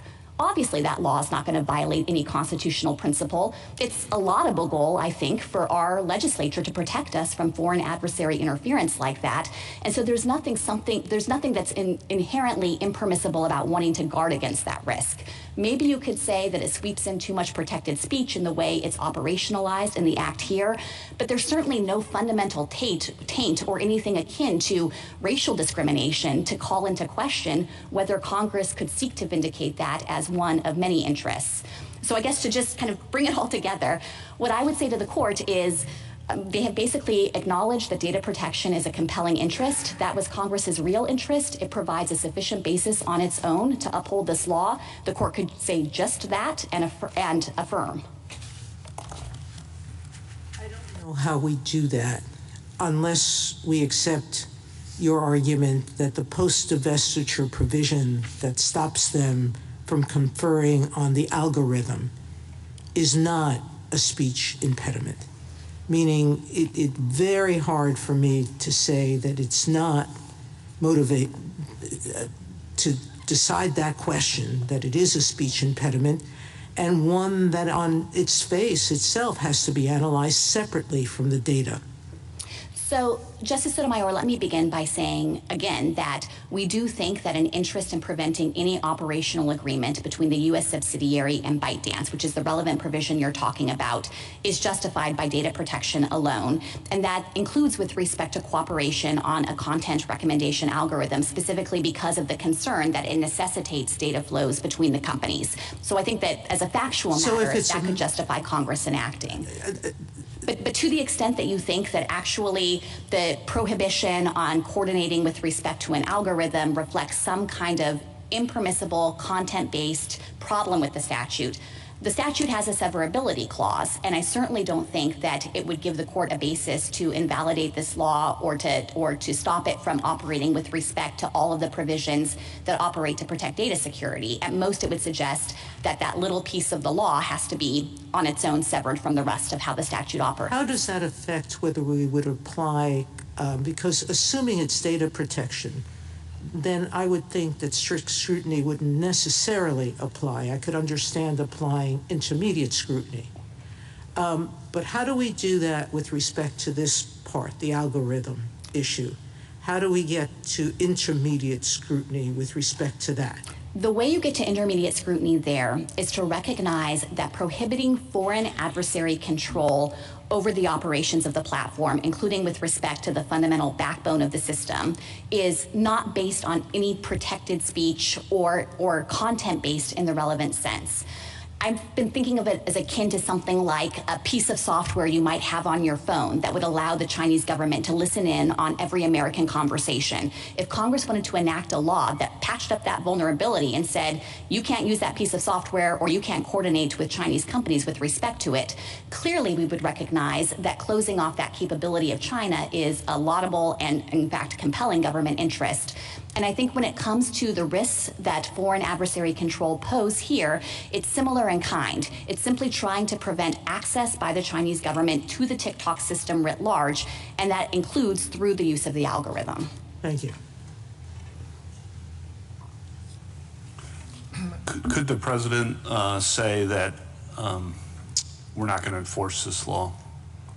I think as a general matter, of course, the president has enforcement discretion. And would that then adequately, would that be binding? In other words, protect the regulated community such that they could rely on that under due process principles going forward?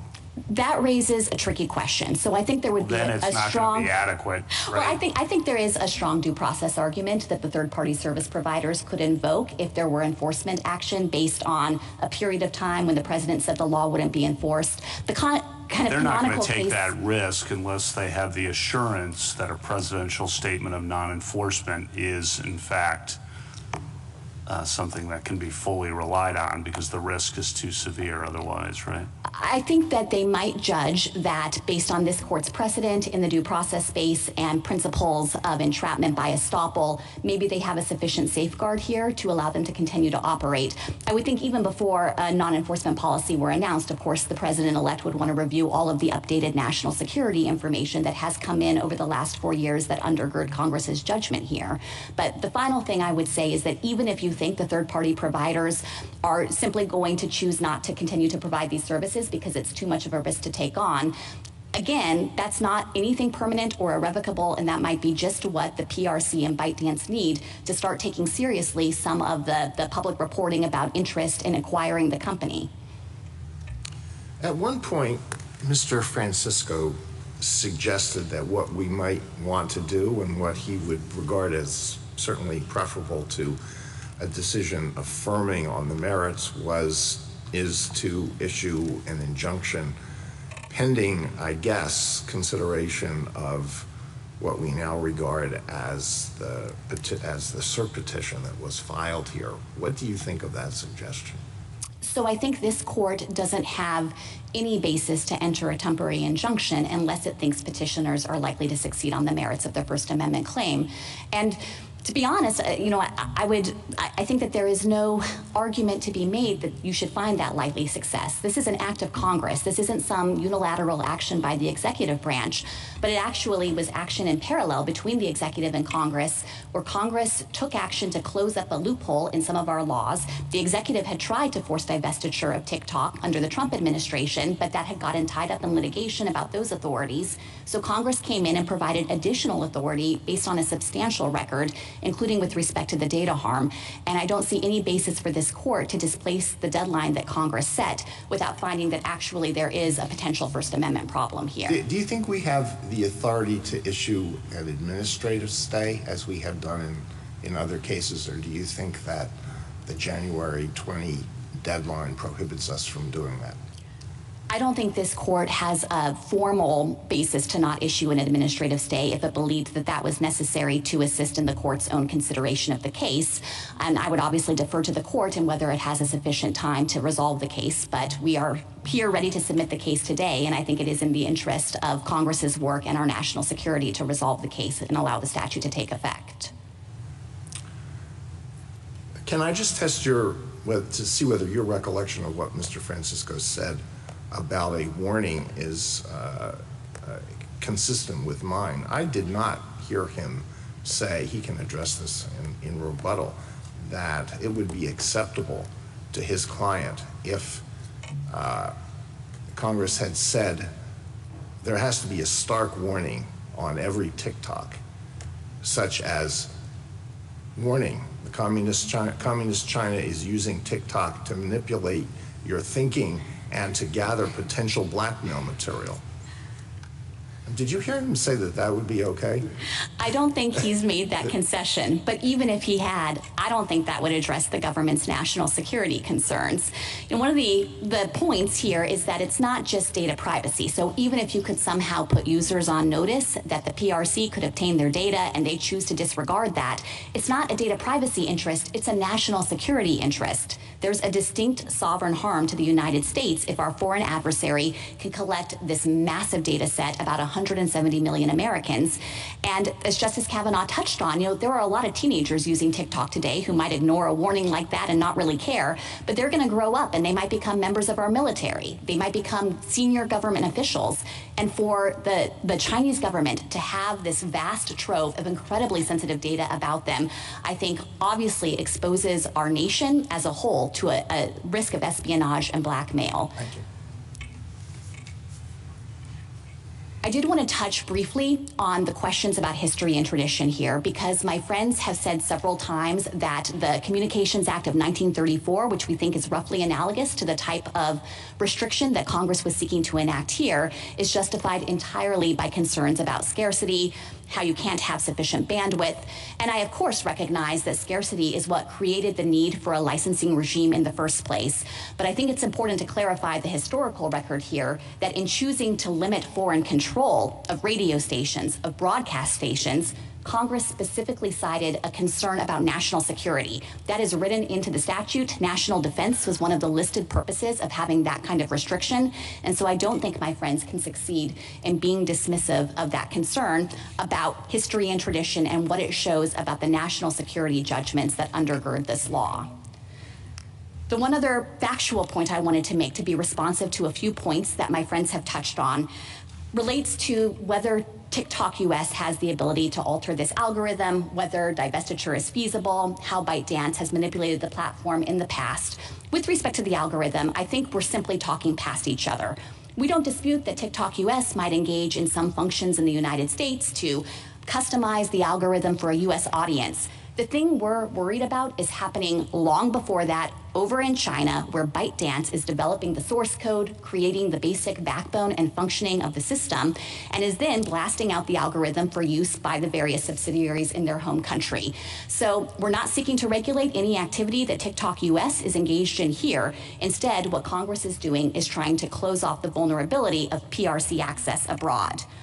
With respect to the feasibility of divestiture, my friends have said it would have been impossible to do this within 270 days.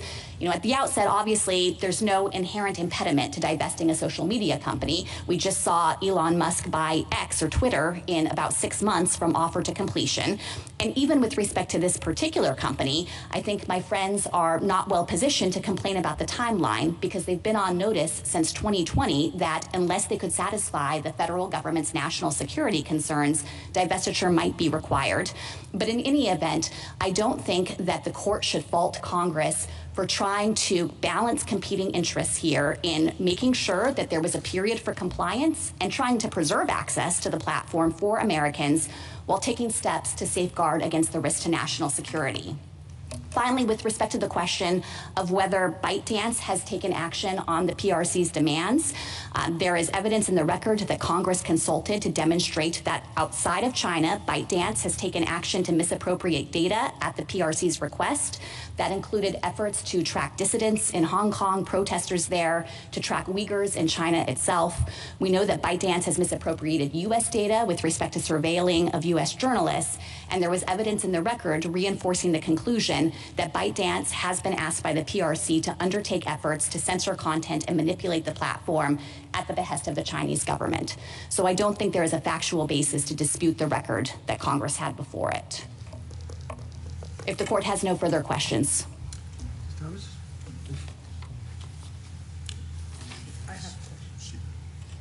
General, if I understood correctly, under President-elect's first term, he passed an executive order requiring divestiture, correct? That's right.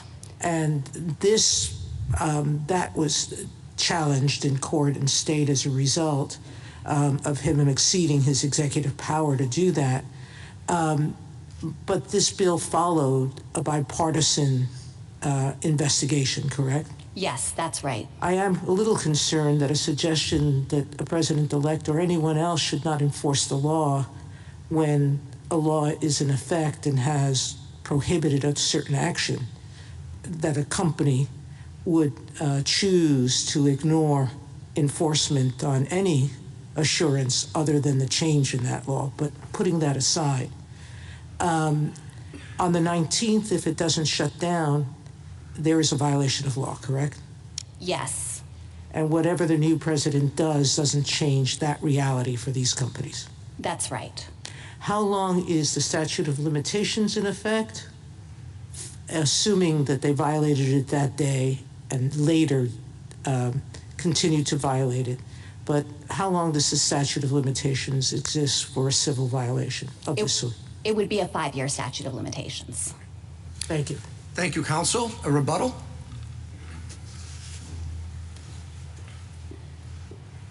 Thank you, Mr. Chief Justice, for points, all of which go to why we think this law would fail, whether you applied intermediate scrutiny or strict scrutiny. I'd like to begin with the least restrictive alternative, simply prohibiting TikTok Incorporated from disseminating any of the sensitive user data to anyone, including ByteDance, under the threat of massive penalties. That is definitely a less restrictive alternative. Now, my friend pointed to the NSA negotiations. Well, the sensitive user data that we're talking about and that were of concern in the NSA negotiations were not the type of technical data that she's talking about. The NSA did allow certain types of non-sensitive technical data to go back and forth, but that wasn't anybody's concern. And as we say in page 23 of our briefs, they simply cut off the negotiations without ever raising those concerns. But to be clear, if that's a concern, sweep that into the ban too. Put in that non-sensitive technical data into the ban too. We'll deal with that. It's a lot better than simply being forced to shut down. So that is most definitely a less restrictive alternative that would address data security. We talked about the under-inclusiveness and Temu and Shein, the two large e-commerce sites. Justice Kagan, you might have seen Temu during the Super Bowl. It was heavily advertised. It's one of the most popular e-commerce applications in the United States. It's got 70 million users. Justice Sotomayor, you were asking what they collect. This is from Joint Appendix 339 to 3 343, the U.S.-China Economic and Security Commission Review Report. Sheehan relies on tracking and analyzing user data, draws on customer data and search history with the assistance of artificial intelligence algorithms.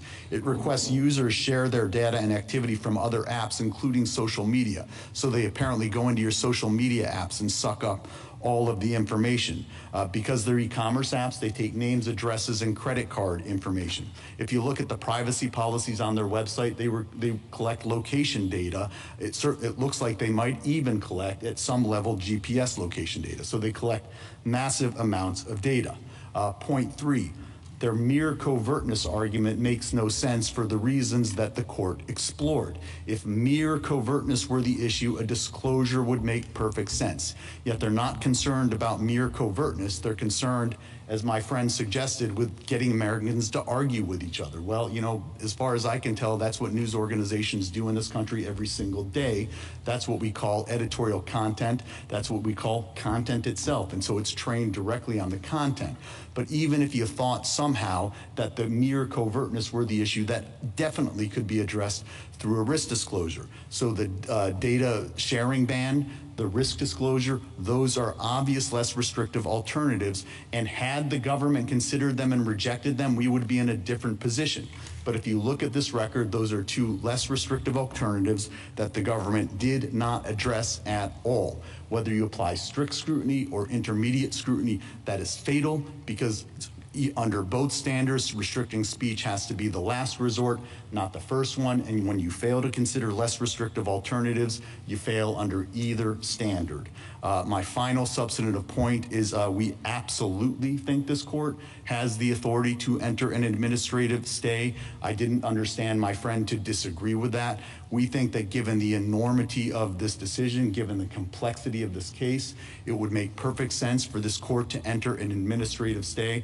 I also think you could enter a preliminary injunction. Yes, likelihood of success is one standard, but you don't have to determine ultimate success. And as you do in other related contexts, like with respect to stays, you often make clear that you are not addressing the merits of the case. I think you could do that here. The bottom line, Your Honor, is this case ultimately boils down to speech. What we're talking about is ideas. And my friends on the other side, when you cut through everything else, are ultimately worried that the ideas that appear on the TikTok platform could in the future somehow manipulate Americans, could somehow persuade them, could somehow get them to think something that they ought not be thinking. Well, that whole notion is at war with the First Amendment. If the First Amendment means anything, it means that the government cannot restrict speech in order to protect us from speech. That's precisely what this law does from beginning to end, whether you look at its text, whether you look at the government's justifications in its brief, where they talk about being worried about speech criticizing our leaders or undermining democracy. It's what you see in the House report, which trains specifically on the dangers of misinformation, disinformation, and propaganda. And it's what you see in this legislative record writ large, which is saturated with objections to TikTok's existing content. We ask that you reverse the court below. Thank you. Thank you, counsel. The case is submitted. The Honorable Court is now adjourned until Monday next at 10 o'clock.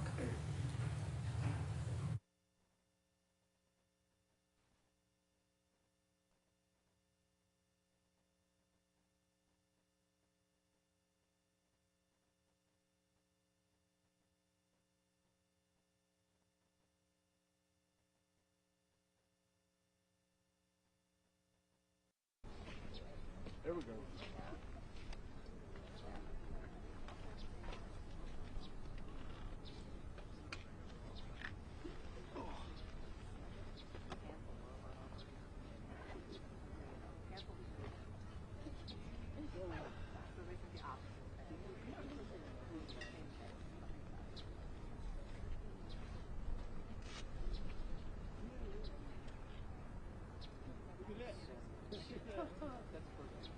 I went home. You know, one of them went to like the Red Sea, hung out there, and like a resort for like 3 days. And I'm still going up, and you're like at a resort in the Red Sea. I did offer to stay. I was like, I could hang out into like motivated duty, right? I'm already here, and they were like, hey,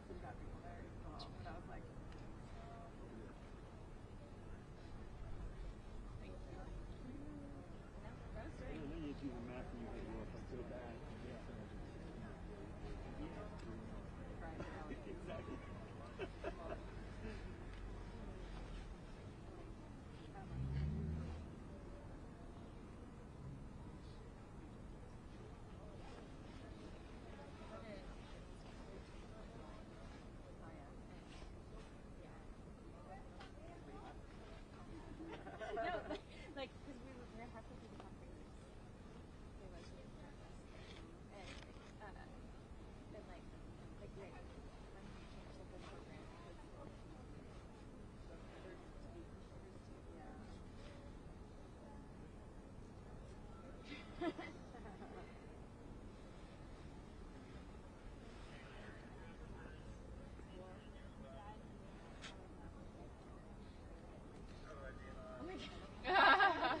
had to keep it a secret for like, it was a studio class, it was like 5 hours. Oh my god. I just tell telepathically. Here we go.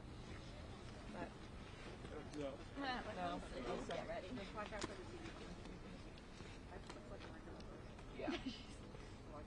We should be ready, it makes sense.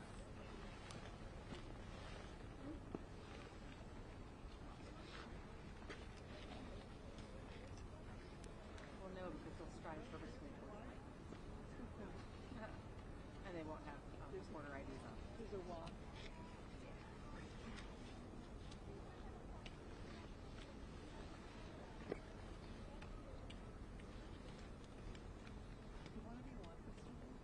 What do you know? They're coming? And they should be coming soon. Yay.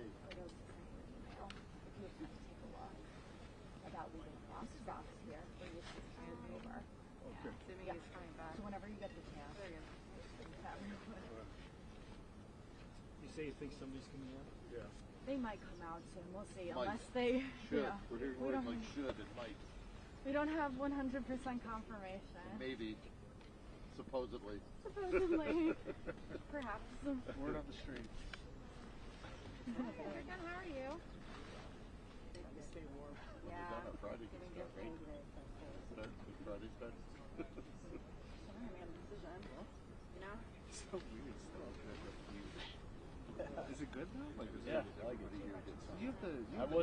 I didn't even think about it. And then David was like, "Hey, make sure don't forget about the cup." And I was like, "The eye cup, huh?" He's like, "People are really liking it." Usually I'm asleep on the couch. Exactly. I think like 6 you spot. This is the best one too. Oh yeah. Maybe like sit around. Bring a stool. Oh no, but if you'd seen my, you could totally have written me and been like, "Your stool's inside. Do you want it?" And I'd be like, "Yes, I do." Yeah. I heard there might be sitting. No, no, I know. I know you're new to this. I got that kind of recently. I'm really Someone said that to you. So Yeah. that's Patrick's. Yeah, they thought I was staging a photo, which I absolutely was not. That's double bad. Yeah. Yeah, I mean, and I was like, actually, I have a degree in this, and I've been doing it for like I mean, you could 5 be years. Yeah. I thought it was like no line of justification after that. Yeah. No, it's not. Yeah, what they say that. Yeah, there's a reason I go by Jack trying to fly. Because I started and I was like, So glad they college, let and I you felt like nobody took me seriously. So I know. It's so great. Really adds. And then it became a good measure of people because like sexually men can't seem to handle saying Dracula. So how soon they change it to Jackie gives me like really good insight into their character. Go with everybody? Yeah. Yeah. What the hell's going on with my thing? And then right after college. I was like insane. I was like, I think I want to go try a Jack one out. And I like it. Yeah, it's a little So lower my husband side. calls it Jack one. My son's being Full silly. blast.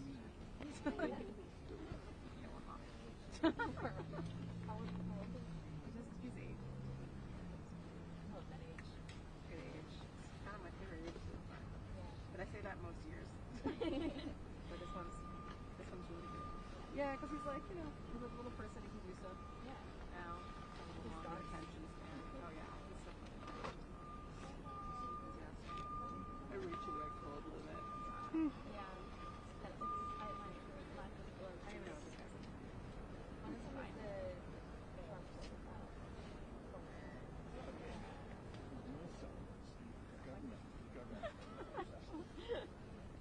the Trump General TikTokiness. No. I'm confused on this case. Solicitor General. Helping me out. I'm sure I do. I'm sure I'll recognize the person, maybe. You know, one way. It's not a global show, right? Okay. Yeah. It is? Marvel Yeah. Standing is sucking now. The new one is. Oh no, it's just it's cold. So Yeah, is your you base don't- ISO like 125? No, go ahead and start there, and then I'll just Andrew, what'd your little girl think of the snow? The A1 goes down to 50. Okay. But the A9, that's the 3 is 125. She loved it. Yeah, she was like, Did you drag her around on one of the little toboggan things? I had to work, but my wife took her out, and We have another chance tomorrow. they're like sprinkling snow in front of her, and she's like, more. It's very cute. The snowsuit she has, it like covers her hands, so she's like, she has no hands. That's funny. Yeah. Another chance tomorrow. Yeah. Oh God. This area is such that when your kids get older, you'll buy, and they grow so fast, you buy all this snow stuff, and then it's over. And Yeah. Then the next year, you buy all the snow stuff, and then it's over. And then when you decide to not buy it, oh yeah, and then it's like, hey, does anybody have food? You're either like, you're one or the other. You're either like a young kid who no one takes seriously, and also everyone's sexually harassing you all the time, or you're like an old lady and you don't exist. No, you're not even an old lady. You're just too old for them. Too old for the job. Too old for. So you're young and not serious. It happens in your 30s. There's like a sweet spot, like 35. I feel like I'm in it right now. I was about to say, I think you're in it right now. Yeah. I get both. More now, too old. Yeah, no, it's because they have that 30-year-old emerging thing. Once you're 30, yeah, you can't be over 30, right? And I didn't start till I was like 30. What is that? She's like, oh, you can still live though, you know? I said, wait, I went home already. It's coming. She's like, what? Any second now. I like that she's like the one after. Enjoy. Welcome to the land of misogyny. It is much better. It's just because it's more or less. No, there's still some people. My cross. Cool. My walk across. Yeah, can you go in the south? There was a day that we said in Sweden a couple weeks ago when the entire wall was women. Really? It was like the whole room was women. That's fun. Yeah. My main gripe is like, look at what the assignment is though. Like, it's usually a minor hearing, something small, and then like the work is here, like the whole line is huge. Like that's my main. Like, there's no parity until like big assignments. It's really the whole hill was one. I was like, this is awesome, but also it was the At the 17th funeral. Yeah. That's what I'm saying. I asked him to the funeral and they put me in the hill today. Yeah, we'll probably have pictures. They had a freelance. Oh, a guy. Take it back. Sorry. I mean, they also had staff. Yeah. And that's why I like the metric that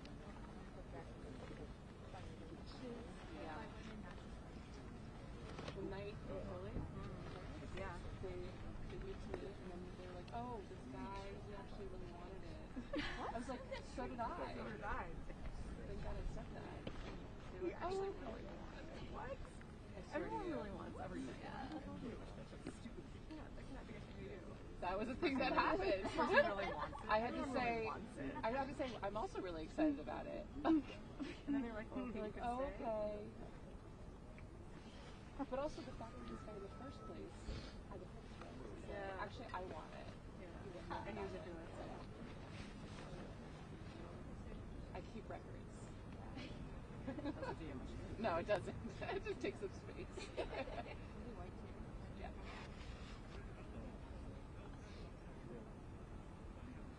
my brother. I've been using that phrase. You ever wife? No. Yes, we all need to walk around the world with that kind of swag. Endearingly. Like my boyfriend totally has it where he's like, yeah, I could circumnavigate the world. On a boat. Nice. And I'm like, babe, I think you're with Oh my god. And I call my brothers about this, and they're like, oh, we don't have that. And I'm like, yes, you do. I call it. I always say, well, my neighbor is, what would we ever white man do? Yeah. No, that's why. See, I use it endearingly. Like, oh yeah, you think this? Yeah, that's cute. It's not like I met like an unconfident like white man. Like it's just kind of consistent. Like it's not their fault. I mean, it's a skill. Like circumnavigating. Like that's crazy when you. I'm curious to hear how that goes. And your feet are touching on marble, how it's just like sucks the heat right out of your feet. It's like, oh, sure. All of a sudden, it's like somebody texts you, it's like, oh, it's not with things they don't know yet. Oh, thanks. Whereas women will never apply for jobs. These were I already know how to do that. That's why I was saying, email. What would a guy do in this situation? He would email the AP and ask if they had a place for him. It's true. Every other internship I've had, I've ended up with not by applying. So really? Yeah, that didn't apply to the course. If they acted out, TikTok. Yeah. That would be appropriate. Not to make me sound awful, Rather but than they hired someone speak of the and bike, then you're got going a to do full a staff. performance. Yeah, great ticket. Give And then I your guess TikTok they just have it. You know what? Not a bad idea. I mean, it was literally like 2 weeks before the course. And I have like 3 people at the top of the interview against you as number 2. I don't know. It was good for you. But yeah, it was very a little postcard to you that says sorry. I was also too young for it. Oh, sorry. When I applied for I was too young for it. I was supposed to be 21 at position, I applied for but I was local and I already lived here. Alabama. Oh, And they didn't even call me to say I did like all these rounds of interviews. And it was really lucky. Although they'll talk, And nobody ever said anything. That was I made my own first shirt. Yeah. Yeah. Yeah, I was on vacation with her in Florida. And it was like I had my portfolio that I had just put together in school. But then, you know, Bryn Anderson, they I hired was like, her. Oh, look up this newspaper. And I went to And now this she's in tiny Atlanta. newspaper. And I called and the front desk lady. And they were trying to get her from DC and she turned it down. Recently. Like when they were trying to we had an internship. Like, let me get they were trying to transfer somebody over. And he was like, I don't think we have one, but come in. I'm like, we'll just fill it out. Like, Yeah, Florida. Mars, It was the I would like to think that we wait, sorry, I have several different Florida things. whenever people say we should be more conservative, It's Panama City. Panama City. Anyway, and I walked in and I met with Robert, and he was like, we don't have an internship right now, but like, I like you. I like your work. He's like, let's see if I can network up something, and I'll call you. And I was like, okay, and I got it, and it was paid. So where I walked in the door, no internship. I walk out the door, internship. Usually that's all I talk when I do like talks to students, because I was like, There's always, they want you to.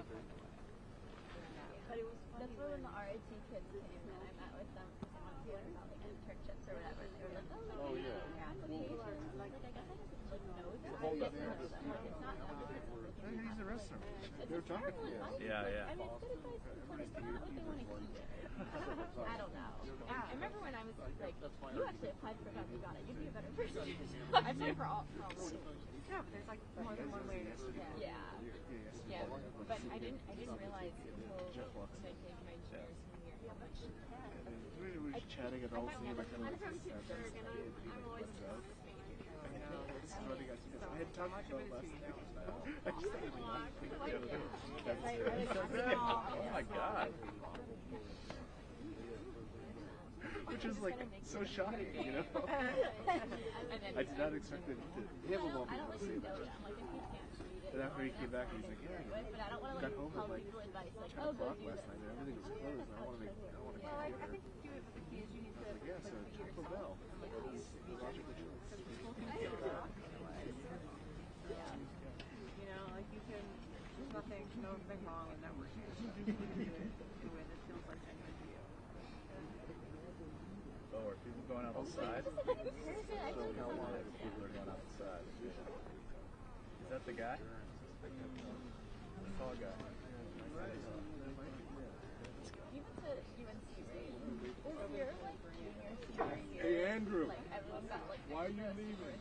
About like jobs. No. Really? No. UNC was.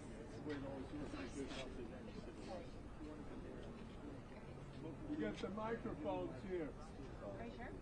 Yeah. I didn't know we're real news.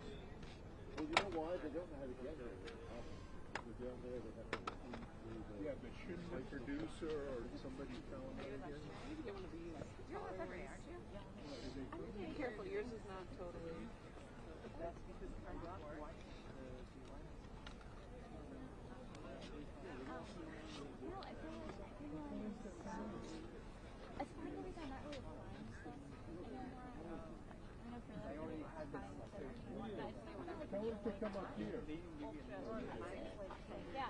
No, we didn't have that in DC because everyone was really close to each other. Like, it was very close knit. No, we got the mics up here. Either way. No, like, oh my god, like loads of stuff. Like everyone's taking it easy. And the low doesn't even look at their applicants. That's the other thing is I feel like that's a go on college. And so when you like I want you had it now. I asked her. I mean, I remember it being strict. Like, I did apply to it. Everything I did. I did the best of what I had, you know. But I didn't like. Yeah, I like trying to be cool. Oh, I think this is the one. Yeah, that's actually got me right. And it's like stuff I've already had too, and they're like, oh, I know what I'm doing. This one? To me, like I know how it works a little bit. Like I keep my mouth shut, but I hope this color like. Oh, I like talked the to yellow. Greg Allen. I like the yeah, Greg. I like that color. That one is like Greg. Sherbert color. I think RSC kind of more like what I'm explaining to you. Yeah, it's more like so I was talking to those girls a lot, and they were like, Didn't you look at it? yeah. Yeah, I'll just talk to her. I was talking to her at the time, not your RSC.